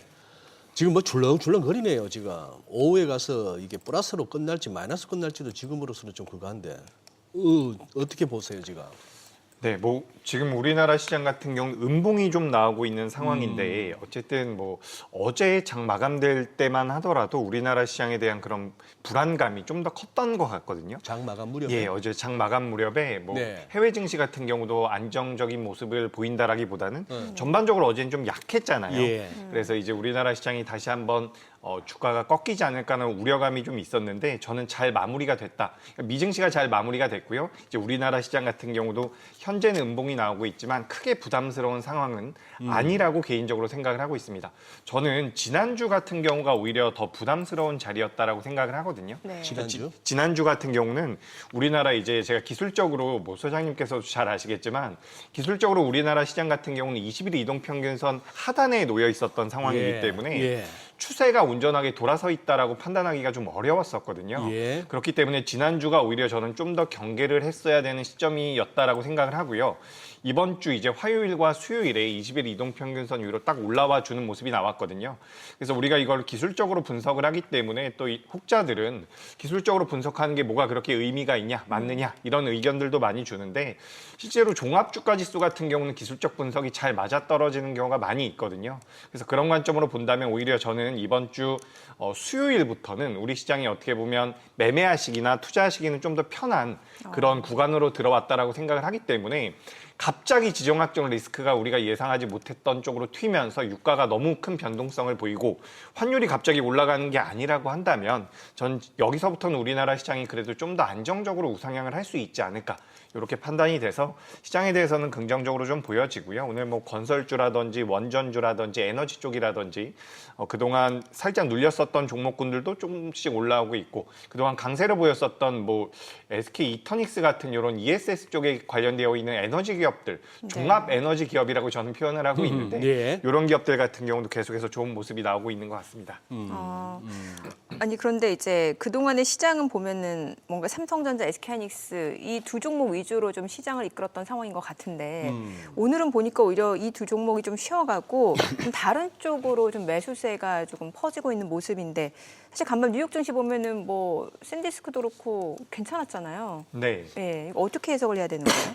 그렇죠. 지금 우리가 미국의 마이크론 같은 경우는 예. 하락을 했지만 방금 전에 말씀해 주신 것처럼 샌디스크와 네. 그리고 웨스턴 디지털이라고 하는 기업이 있거든요. 예. 이 기업 둘 다 이제 스토리지 쪽에 대한 장점을 가지고 있고 사업을 영위하고 있는 기업이라고 보시면 좋은데 둘 다 신고가에 들어갔습니다. 그렇다라고 한다면 삼성전자와 SK하이닉스가 오늘 밀리거나 하락이 나올 때는 오히려 매수의 기회로 보는 게 맞지 않을까라고 생각이 들어요. 예. 그렇기 때문에 뭐 삼성전자, SK하이닉스가 오늘 좀 눌린다라고 해서 뭐 보유하시는 분들 입장에서는 다른 쪽으로 자금이 넘어가는구나. 라고 판단해서 매도할 이유는 없을 것 같습니다. 예. 오히려 이제 반도체가 아예 없는 분들 같은 경우는 눌림이 좀 나올 때마다 뭐 삼성전자와 SK하이닉스 같은 경우는 매수의 관점으로 보시는 것도 좋을 것 같고 제가 지금 정확한 수치는 기억이 나지 않지만 삼성전자 같은 경우는 외국인들의 지분율이 지금 고점대에서 꽤나 많이 내려와 있는 상황이거든요. 예. 그래서 외국인들이 순매수를 해서 들어온다라고 한다면 상승의 여력은 분명히 있다라는 말씀 드리고 싶습니다. 2026년도에 예상이 되고 있는 영업이익을 기준으로 했을 때 PER을 계산해 보면 지금 삼성전자가 5배 수준까지밖에 안 나오거든요. 그런 관점에서 본다면 주가의 상승 여력은 있다라는 부분이고 가장 큰 관점은 글로벌 IB에서 우리나라 증시에 대한 구조적인 변화를 통해서 시장 자체가 밸류업이 될 수 있다라는 분석들이 계속해서 나오고 있는 부분이거든요. 그렇다라고 한다면 대한민국 증시의 유동성이 공급이 될 가능성이 굉장히 높겠죠. 우리나라 내에서도 고객 예탁감이 많이 늘어나고 있지만 해외에서도 대한민국 시장에 대한 관심도가 높아진다라고 한다면 가장 매력적이고 어떻게 보면 가장 편하게 접근할 수 있는 것이 삼성전자, SK하이닉스라고 판단되기 때문에 주가 흐름은 오늘 좀 눌린다라고 해서 너무 겁먹으실 필요는 없고 오히려 또 다른 섹터 쪽으로 자금이 넘어가는 것은 개인 투자자분들께 되게 좋은 현상이 아닌가라고 생각이 됩니다. 왜냐면 이거 안 갖고 계셨던 분들은 예. 사실 굉장히 소외됐던 시장이잖아요. 예, 맞습니다. 그래요. 좀 좋은 말씀을 주셨고. 그럼 전체적으로 시장 자체가 좀 우상향 추세는 계속 이어진다라고 보시는 거예요? 왜냐하면 많은 분들이 어느 정도 좀 당분간은 박스권 흐름이 이어질 수밖에 없다. 또 이런 전망도 하시는 분들 꽤 있거든요. 네. 아주 강하게 튀어 올라가기 위해서는 어쨌든 삼성전자와 SK하이닉스가 추가적인 상승이 나와야 되기 때문에 예. 이 두 기업에 달려 있다라고 생각을 하고 있습니다. 근데 삼성전자와 SK하이닉스가 지난 한 달 동안 혹은 2026년도 들어와서 올라왔었던 그런 강도를 가지고서 추가적인 상승이 나올 가능성은 낮다라고 보고 있어요. 굉장히 좀 말이 이상한데 제가 앞서서는 삼성전자와 SK하이닉스에 대해서 긍정적인 의견을 드렸지만 지금 말씀드리고 있는 부분은 속도적인 측면이라고 보시면 좋을 것 같습니다. 굉장히 가파르게 속도감 있게 올라오기는 단기적으로 좀 어렵다라고 생각을 하고 있어요. 그렇다라고 한다면 종합주가지수 자체는 박스권에 들어갈 가능성도 높습니다. 하지만 이게 시장의 추세 자체가 여전히 우상향으로 이어지는 구간에서의 조정이라고 한다면 다른 업종들 같은 경우는 좋은 시세가 나올 가능성도 있다라고 보여지기 때문에 지금 뭐 시장에 대해서는 저는 개인적으로는 크게 우려하진 않고 있습니다. 네. 다만 우리가 좀 신경을 써야 되는 것은 지금 이 지정학적 리스크가 어떤 방향으로 튈지 모른다라는 불확실성으로 인해서 시장의 변동성이 굉장히 커져 있다라는 거죠. 어제 같은 경우도 우리나라 코스피가 지금 마이너스 2.7%로 마감이 됐거든요. 어제. 근데 우리나라 종합주가지수가 제가 기억하기로는 1% 정도만 등락이 나오더라도 시장이 많이 움직였다라고 이야기했었던 시기가 있습니다. 근데 지금 이제 이게 많이 변동성이 커져 있는 상황이기 때문에 개인 투자자분들이나 초보 투자자분들 입장에서는 변동성이 나올 것을 감안을 하고 그 현금 비중이라든지 주식 비중을 계속해서 조금씩은 조절해 가실 필요가 있지 않을까라고 생각이 돼서 너무 공격적인 스탠스로 시장을 공략하기보다는 변동성을 이용해서 많이 밀렸을 땐 좀 더 담아보고 올라왔을 땐 또 주식 비중을 좀 줄이는 형태로 어느 정도의 대응은 필요한 영역이 아닐까라는 의견 드리겠습니다. 이 차장님, 예. 이것도 질문지 없는 너무 궁금해서 드리는 질문. 근데 꼭 질문을 해도 이렇게 하니까 재수없다 소리 나올 만도 하네. 올라가는 놈을 물어봐야 되는데 네. 아니 이거 펄어비스 네.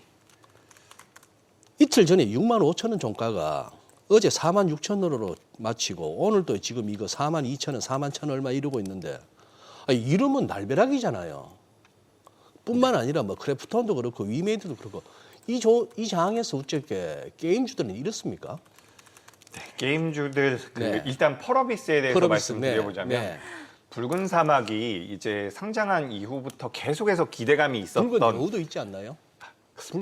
붉은 여우는 없나? 아, 붉은 여우인 사막. 것 같고요. 예, 이 예, 게임 예. 이름인데 예. 이제 붉은 사막에 대한 기대감이 굉장히 높았죠. 네. 매번 이제 출시를 할 거다 하다가 미뤄지고 해가지고 기대감이 굉장히 높았던 상황에서 출시를 했는데 생각보다 이제 반응이 좋지 않다 보니까 이게 이 펄어비스에 대한 그냥 이 기업이 만들 수 있는 앞으로의 게임에 대한 기대감, 그러니까 생각보다 기술력이라든지 흥행성이 떨어질 수 있겠구나라는 그런 어떻게 보면은 부정적인 인식이 많이 부각이 되고 있는 것 같습니다. 근데 저는 개인적으로 어제 하한가 갔을 때 이게 너무 과하다라는 생각은 들었거든요. 예. 근데 오늘 보시면 아시겠지만 어쨌든 주가가 어느 정도 큰 폭으로 밀리게 되면 그 추세 자체가 좀 이어지고 올라갈 때는 더 많이 올라가고 내려갈 때는 더 많이 빠지는 습성들이 주식시장에는 있기 때문에 많이 밀리고 있는 상황에서 이제 여기가 저점이다라고 생각을 하고 예단을 하고서 먼저 매수하는 것은 리스크 관리 차원에서는 좀 위험하다라는 말씀을 드리고 싶습니다.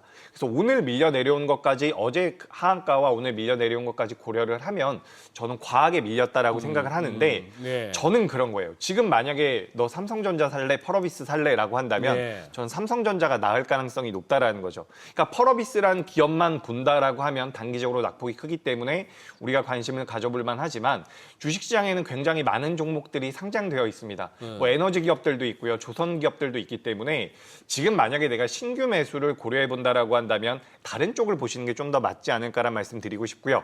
다만 펄어비스를 보유하고 계신 분들 입장에서는 지금 당장 매도했을 때 그 매도 실익은 굉장히 많지는 않을 거라고 생각이 되거든요. 예. 그래서 전 조금 더 보유해 보시는 것이 어떨까. 반등이 나왔을 때 대응을 하시는 게 좋을 것 같고요. 게임주들 같은 경우는 지금 뭐 AI가 발전을 하면서 이 게임 산업에도 추후에는 많은 공헌을 할 것이다라는 분석이 나오고 있거든요. 그러니까 게임사들 같은 경우는 개발비용이라고도 많이 하고요. 인건비가 많이 들어갑니다. 개발자들에게 연봉을 많이 주기 때문에 그런 부분들로 인해 가지고 이제 예전에는 수익성이 많이 악화됐었던 부분들이 있는데 AI가 들어오면서 그에 대한 대체가 가능하다라고 한다면 시간이 지났을 땐 수익성이 올라올 가능성이 높겠죠. 하지만 지금 다른 업종들이나 다른 기업들과 비교해서 비교 분석을 통해서 우리가 비교 우위에 있을까라고 한다면 지금 반도체나 조선이나 금융주들에 비해서는 상대적으로 좀 메리트가 덜하다고 생각이 되고 있습니다. 그래서 게임주들 같은 경우는 좀 중장기적으로 보시는 투자자분들께서는 공부를 해보시고 당장에 이제 내가 무언가 수익을 매매를 통해서 내보겠다라고 한다면 다른 업종들도 좋은 게 많다라는 말씀 드리겠습니다. 오늘 그 외국인 수급도 그렇고 지금 외국인들이 금액 기준으로 봤을 때 가장 많이 매수하는 종목이 보니까 한화솔루션, 뭐 포스코 인터내셔널 이런 순입니다.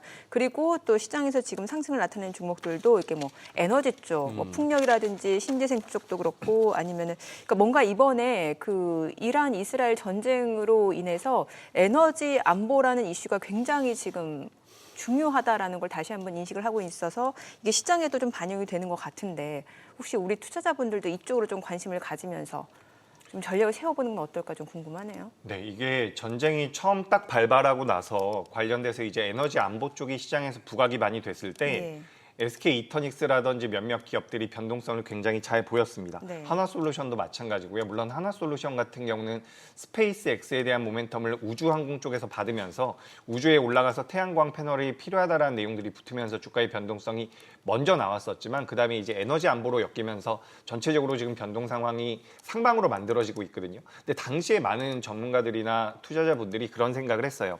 유가가 빠지면 유가가 안정이 되면 이 기업들은 전부 다 주가가 밀릴 것이다라는 분석들이 있었는데 저는 개인적으로는 반대로 생각을 하고 있습니다. 지금도 마찬가지고요. 물론 오늘 같은 경우는 이제 단기적으로 많이 올라온 부분들이 있기 때문에 지금 추격해서 추가적으로 수익을 누려보자 이렇게 말씀드리기는 어렵겠지만 지금 이 에너지 안보는 굉장히 큰 조건이 됐다라고 저는 생각이 되거든요. 네. 전쟁 이후에 우리가 전쟁 이전에도 AI 데이터 센터 쪽에서 전기가 많이 필요하다라는 이야기들이 있었죠. AI 데이터 센터뿐만 아니라 전기차도 마찬가지입니다. 전력원에 대해서 관심도가 높아져 있던 상황에서 이제 에너지 안보까지 붙어버리니까 관련되어 있는 종목군들의 변동성이 상방으로 만들어지고 있다라고 보시면 좋을 것 같습니다. 여기서 이제 우리가 원전이냐, 태양광이냐, 풍력이냐, 그리고 최근에는 오늘 같은 경우는 또 두산 퓨얼셀을 비롯해서 SOFC 관련주들도 변동성이 꽤나 나오고 있는 상황인데 에너지원 전반에 대해서 우리가 좀 판단을 해보면 일단 원전이 규모가 가장 큽니다. 오늘도 보시면 아시겠지만 건설주들도 굉장히 좋은 주가 흐름이 나오고 있거든요. 그래서 원전이 가장 큰 캐파를 가지고 있다라고 보시면 좋고 그리고 태양광 같은 경우도 하나솔루션이나 OCI홀딩스 같은 경우는 긍정적인 흐름이 나오고 있는데 이 기업들을 보실 때는 미국에서 어쨌든 IRA 법안을 통해서 우리나라 기업들에 대해서 수혜를 줄 수 있다라는 부분들까지도 저는 우리가 파악을 할 필요가 있다라고 생각이 됩니다. 그래서 그 태양광 쪽도 긍정적으로 보실 필요가 있고 풍력 쪽 같은 경우는 상대적으로 좀 약했던 부분들이 있는데 어제 이제 CS 윈드가 굉장히 강한 모습을 보였고요. 오늘 같은 경우는 동국 SNC 같은 경우도 변동성이 굉장히 크게 나오고 있는데 풍력 쪽 같은 경우는 유럽에서 풍력에 대해서 투자를 어떻게 만들어 가는지에 따라서 변동성이 나올 가능성이 높다라고 보여지거든요. 그래서 원전 같은 경우는 글로벌 트렌드 그리고 뭐 하나솔루션이나 이런 태양광 같은 경우는 미국 쪽에 대한 모멘텀 그리고 풍력 쪽 같은 경우는 오히려 유럽 쪽을 좀 보시는 게 맞지 않을까라고 생각이 돼요. 그런 관점에서 전 전반적으로 긍정적인 말씀을 드리고 싶고 에너지원을 만든 이후에 이제 유지나 보수나 관리에 대한 사업을 영위하고 있는 기업들이 뭐 아까 전에도 몇 차례 말씀드렸지만 SK 이터닉스라든지 뭐 대명에너지 같은 기업들 그리고 뒤에 에너지자가 붙은 기업들 같은 경우도 ESS 쪽까지도 전체적으로 이제 관리하고 있는 기업들이 있거든요. 이런 기업들 같은 경우는 저는 구조적인 성장이 들어갈 가능성이 높다라고 보여지기 때문에 포트 한 켠에 한 10% 정도는 보유해 보는 게 어떨까라고 생각이 들고요. 단편적으로 제가 설명드려보자면 며칠 전에 우리나라 종합주가지수가 조정을 받을 때 신재생 ETF 같은 경우는 신고가에 들어갔습니다. 근데 그 흐름이 지금도 이어지고 있다라고 저는 생각이 되거든요. 그래서 전쟁이 완전하게 종결이 되거나 갑자기 시장에서 유가가 급락을 하면 단기적으로 하락이 나오겠죠. 근데 그때부터는 오히려 중장기적으로 모아가는 전략도 필요하지 않을까. 전 에너지원 쪽에 대해서는 굉장히 긍정적으로 보고 있습니다. 요거 아주 현실적이고 지금 말씀 잘하셔야 되는 질문인데 방산주, 이 LIG 넥슨도 그렇고 하나 시스템도 그렇고 지금 이게 월봉은 아주 무시무시해졌어요. 네. 윗꼬리가 엄청 달리면서 이번 달에 전쟁 특수로 그냥 확 올라왔다가 지금 이거 이제 방산주 제법 많이들 들어가 계신데 개인들 이거 좀 이제 좀 진단이 필요해요. 네, 말씀을 잘해보겠습니다. 잘 들어보겠습니다. 일단 잘하셔야 돼. 네. 예. 개인적으로는 네. 방산주는 중장기적으로 보시면 저는 좋을 거라고 생각을 해요. 중장기는 중장기적으로. 얼마나? 그러니까 이게 무슨 이야기냐면 예. 좀 듣기 불편하실 수 있는데 최근에 이제 지정학적 리스크로 인해서 방산주를 매수하신 분들, 그러니까 최근에 매수하신 분들 같은 경우는 단기적인 시세를 노리고서 매수를 했다라고 저는 생각을 하거든요. 예. 그런 상황에서 주가가 이렇게 꺾여 내려가면 저는 일단 대응을 하셨어야 된다라고 생각을 해요. 잘라내는 게 맞지 않았을까라고 생각이 되고요. 다만 중장기적으로 방산주들 같은 경우는 앞서 우리가 에너지 쪽의 이야기를 나눠봤던 것처럼 저는 구조적인 성장이 들어갈 가능성이 높다라고 보여지기 때문에 오래 보유하시는 관점으로 본다면 저는 방산주는 굉장히 좋다라고 보여집니다. 그러니까 문제는 그거예요. 지금 방산주를 최근에 매수하신 분들은 전쟁을 통해서 변동성을 노리고 들어갔다라고 저는 생각이 되거든요. 근데 그런 상황에서 시장에서 추가적인 무언가 더 강력한 대립 관계가 만들어지지 않는 상황이기 때문에 여기서는 어떻게 보면 대응을 먼저 잘라내는 게 맞지 않았을까라고 생각이 되고요. 내가 중장기적으로 끌고 간다라고 한다면 지금도 보유는 맞다라고 생각이 됩니다. 다만 이걸 내가 매매를 하시거나 투자를 하실 때 제가 우리 시청자분들께 감히 조언을 좀 드려보자면 내가 이걸 짧게 매매를 할 것인지 아니면 중장기적으로 내가 끌고 가서 수익을 극대화하거나 산업적인 성장을 볼 것인지에 대해서는 처음에 매수를 할 때 고민을 해서 판단을 내린 이후에 매매를 하시는 게 맞다라고 생각이 되거든요. 그래서 말씀드렸던 것처럼 뭐 방산주는 최근에 매수를 하셨다라고 한다면 뭐 지금 내가 중장기적으로 끌고 간다라고 한다면 모르겠지만 단기적으로는 단기 반등이 나올 경우에는 비중 축소가 맞지 않을까라는 말씀드리겠습니다. 저 그 왜요? 선생님 옆에서 뭐라고 아니, 리액션을 하셨던 것 같은데. 질문은 내가 해놓고 내가 왜 이렇게 듣는데 아슬아슬한지 몰라. 예. 저 소비재 쪽 여쭤보고 싶은데 사실 소비재. 얼마 전에 저희도 그 다른 출연자분 나오셔서 그 APR 얘기를 했었잖아요. 어제였나? 모르겠네. 아무튼. 근데 APR 이거 하고 뭐 이제 화장품도 그렇고 아마존에서 이제 화장품도 잘 팔리고 근데 지금 뭐 APR뿐만이 아니라 화장품 쪽이 다 좋아요. 지금 오늘도 보면은 뭐 코스맥스, 한국콜마, 에이블 CNC 다 좋습니다. 뭐 LG 생활건강까지 좋고 또 화장품뿐만 아니라 그 식료품 쪽도 괜찮거든요. 글쎄요, 이 소비재 쪽의 상승을 저희가 어떻게 봐야 되는지 이것도 좀 알려주세요. 네, 일단 우리가 뭐 APR 이야기 많이 하죠. 미용 네. 의료기기 쪽으로 이야기를 많이 하고 있고 해외에서도 굉장히 좋은 점수를 받고 있는 시가총액이 14조 정도 되는 기업이거든요. 어떻게 보면 우리나라 그동안 화장품 관련주에서 대장주라고 이야기했었던 다른 기업들보다 예. 이미 규모가 굉장히 많이 커져 있는 상태이기 때문에 상징하고 있는 부분들이 있다라고 생각이 돼요. 거의 이제 화장품 대장주 같아요. 지금 아모레퍼시픽이 제가 막 방송하면서 찾아보니까 시가총액이 7조 8천억입니다. 네. 근데 이제 APR이 14조까지 올라왔기 때문에 규모가 훨씬 더 크죠. 그렇기 예. 때문에 우리가 이제 APR을 보실 필요가 있다는 말씀 드리고 요 말씀을 하나 드리고 싶어요. 우리가 지금 시장의 가장 큰 트렌드는 AI라는 부분과 트럼프와 머스크의 입이라고 생각을 하고요. 네네. 추가적으로 더 중요할 수도 있고 우리나라 시장의 유동성을 많이 공급해 주는 것은 정부의 정책이라고 생각을 합니다. 근데 추가적으로 여기서 최근에 불거졌었던 것은 지정학적 리스크죠. 근데 지정학적 리스크가 만약에 수면 아래로 가라앉게 된다면 제가 방금 전에 말씀드렸었던 이 세 가지에 대한 관심도가 다시 올라올 거예요. 근데 이것보다 더 중요한 게 예. 실적 시즌에 도래할 때는 우리가 실적을 봐야 된다는 그렇죠. 부분이죠. 결국엔 숫자를 봐야 되는데 우리가 지금 코스닥 같은 경우도 넘버가 나오고 있는 섹터들을 본다면 지금 코스닥 시가총액 상위 종목군들을 가만 보시면 2차 전지와 제약 바이오가 굉장히 많거든요. 근데 우리가 PER과 PBR이 계산되고 있는 업종, PER이 계산되고 있는 업종들은 우리가 분류를 해봤을 때 화장품도 분명히 들어갑니다. 그런 관점에서 본다면 화장품 관련주들이 올라온 것은 맞다라고 생각이 돼요. 그래서 우리가 이제 실적에 관련되어 있는 모멘텀들이 시장에 좀 붙어줄 때는 화장품 쪽을 좀 보시는 게 어떨까라는 말씀드리면서 APR뿐만 아니라 관련되어 있는 기업들은 전반적으로 좀 체크가 필요하다고 보여집니다. 그리고 식음료 관련되어 있는 기업들 같은 식음료 관련주는 저는 일단 뭐 이렇게 약간의 순환매 관점으로 생각을 하고 있거든요. 그래서 만약에 우리가 소비재만 강하고 반도체가 약하고 성장주들이 약하다라고 한다면 시장의 분위기 자체가 좀 내수라든지 방어주 쪽으로 옮겨간다라고 볼 수가 있겠지만 저는 그런 상황까지는 아니라고 생각을 해요. 그래서 우리가 지난달에 시장에 대해서 봤었던 뷰랑 지금 시장에서 보고 있는 뷰랑 저는 크게 달라진 건 없거든요. 지정학적 리스크가 수면 아래로 가라앉으면 다시 한번 반도체를 필두로 한 시장의 흐름이 이어질 가능성이 높다라고 보여지고 시장의 유동성이 충분히 공급이 되고 있는 상황이기 때문에 대다수의 업종들이 순환매 관점에서 올라올 가능성은 있다라고 생각하고 있습니다. 저기 종목 상담 하나 부탁할게요. 종목 상담. 그냥 이게 당구장 멤버 그건데 부탁인데 파마 왜 이래요? 파마리 있었죠. 가만히 있었죠. 이게 참 제가 이직을 하고 나서 종목 얘기하는 게 가끔씩 좀 부담이 되더라고요. 그럴 제가 수 예전에 그렇죠, 그렇죠. 자문사에 있을 때는 그냥 제가 하고 싶은 대로 맞아, 했는데 맞아. 제가 잘못했어요. 예, 그래서- 통과. 그래도 좀 코멘트를 드려보자면 파마 리서치가 지금 가지고 있는 내재 가치라든지 벌어들이고 있는 영업 이익에 비해서는 저는 굉장히 저평가되어 있다라고 생각을 하거든요. 그래서 파마 리서치가 피해라기보다는 주가가 밀리는 과정에서 LNC 바이오라는 기업이 있습니다. 네. 그래서 LNC 바이오와 경쟁 관계에 놓이면서 파마 리서치가 상대적으로 좀 불리해질 수도 있다라는 분석들이 있으면서 주가 흐름이 좋지가 못했는데 그래도 저는 밸류를 기준으로 본다면 현재 시점에서는 주가가 더 밀릴 가능성은 낮다라고 보여져요. 그래서 지금 우리가 3월 4일 날 28만 6천 원대가 저점으로 나왔는데 이 자리를 이탈하지 않는다라고 한다면 저는 그래도 뭐 35만 원에서 40만 원대까지는 반등이 나올 수 있지 않을까라고 생각이 돼서 기업이 가지고 있었던 어쨌든 이력이 있잖아요. 그동안 예. 보여줬었던 실적과 매출과 영업이익이 있기 때문에 그를 통해서 만들어져 있는 자금 유보율이라든지 현금성 자산도 많이 가지고 있을 겁니다.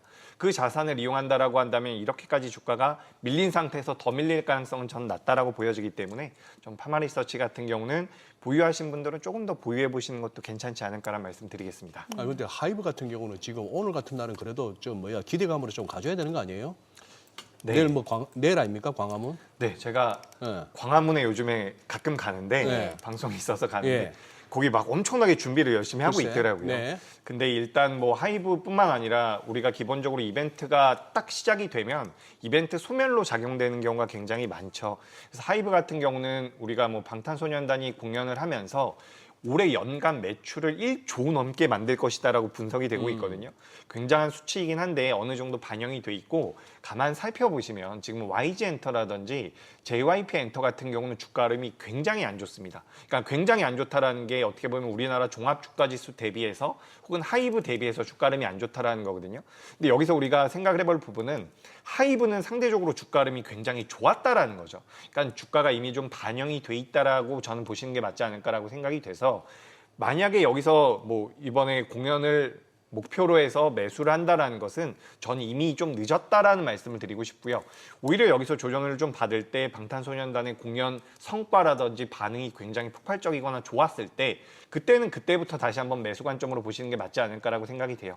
대다수의 업종과 기업들은 실적이 나왔을 때 혹은 이슈가 딱 공개가 됐을 때는 단기적으로는 매물이 나오는 경우가 많다라는 것도 한번 말씀드리고 싶습니다.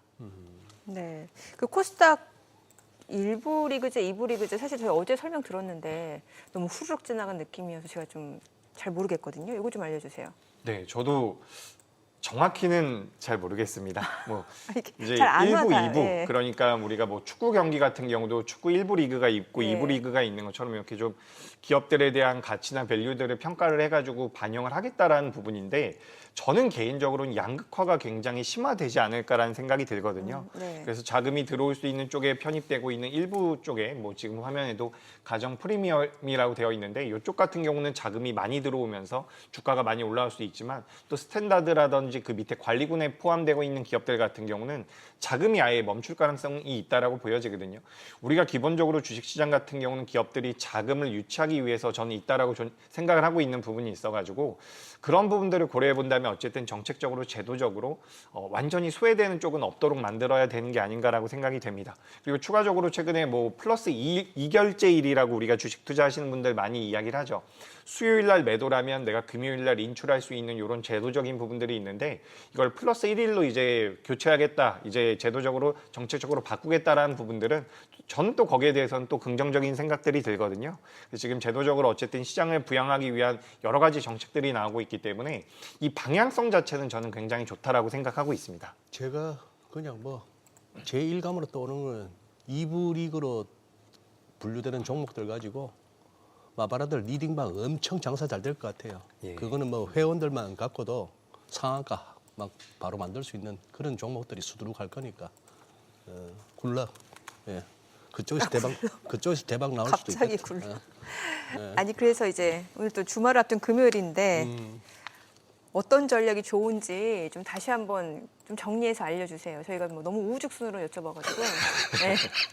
아닙니다. 너무 날카로운 질문이 우후죽순이 많고요. 아니고 중구난방으로. 중구난방. 예, 그러니까. 네. 일단 저는 뭐 시장이 너무 강하게 올라오지 않았습니까? 1월달, 2월달, 3월달. 그렇기 때문에 속도 조절은 필요하지만 우상향은 이어질 가능성이 높아 보이거든요. 그래서 뭐 골드만삭스라든지 모건 스탠리였나요? 또 우리나라 시장에 대해서 굉장히 목표 주가를 상향 조정을 했는데 이게 엇박자가 나는 매매를 하면 굉장히 수익이 안 날 가능성이 높죠. 지금 시장이 가만 보시면 아시겠지만 오늘 반도체가 좋다 그러면 반도체 쪽으로 자금이 쭉 넘어가고요. 제약바이오가 좋다라고 하면 제약바이오로 쭉 자금이 넘어가거든요. 근데 저는 지금 우리나라 시장의 가장 큰 키워드는 유동성이라고 생각을 하고 네. 있습니다. 네. 이 유동성을 기반으로 한다면 대체적인 대부분의 업종들은 순환매가 나올 가능성이 높아요. 너무 시가총액이 작고 너무 완전히 소외되어 있는 업종에 내 주식 비중이 너무 많이 채워져 있다면 그때는 조절이 필요하겠지만 저는 그래도 좀 기다려보는 투자도 지금 시점에서는 괜찮지 않을까라고 생각이 됩니다. 그래서 반도체를 필두로 해서 나머지 업종들을 좀 보유하는 관점으로 가시는 게 저는 긍정적이고 현금 비중은 아무래도 지정 확정 리스크가 있기 때문에 20% 정도는 확보해 보시는 게 어떨까라는 의견 드리겠습니다. 네, 오늘 내용 잘 들었습니다. 고맙습니다.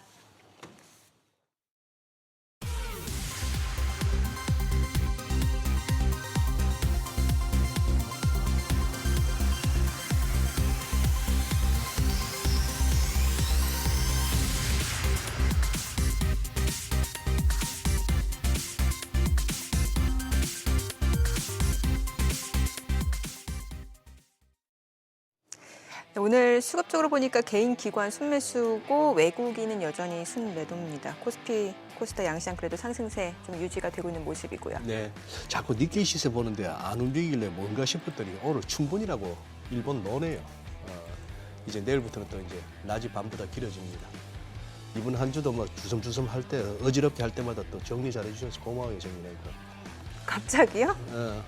제가 자꾸 산으로 가는데 네. 잘 잡아주셔서 고마워요. 아, 그렇게 기습적으로 하지 마시고 미리 좀 알려주세요. 네. 저희 방송 중에 전해드린 내용과 관련해서 모든 투자 판단의 책임은 투자자분들께 있다는 점 알려드립니다. 네, 세상의 모든 돈 되는 정보 머니쇼 오늘은 여기서 인사드리겠습니다. 여러분의 모든 경제 SBS 비지가 함께하겠습니다. 저희는 다음 주 월요일 오전 8시에 찾아뵙겠습니다. 고맙습니다.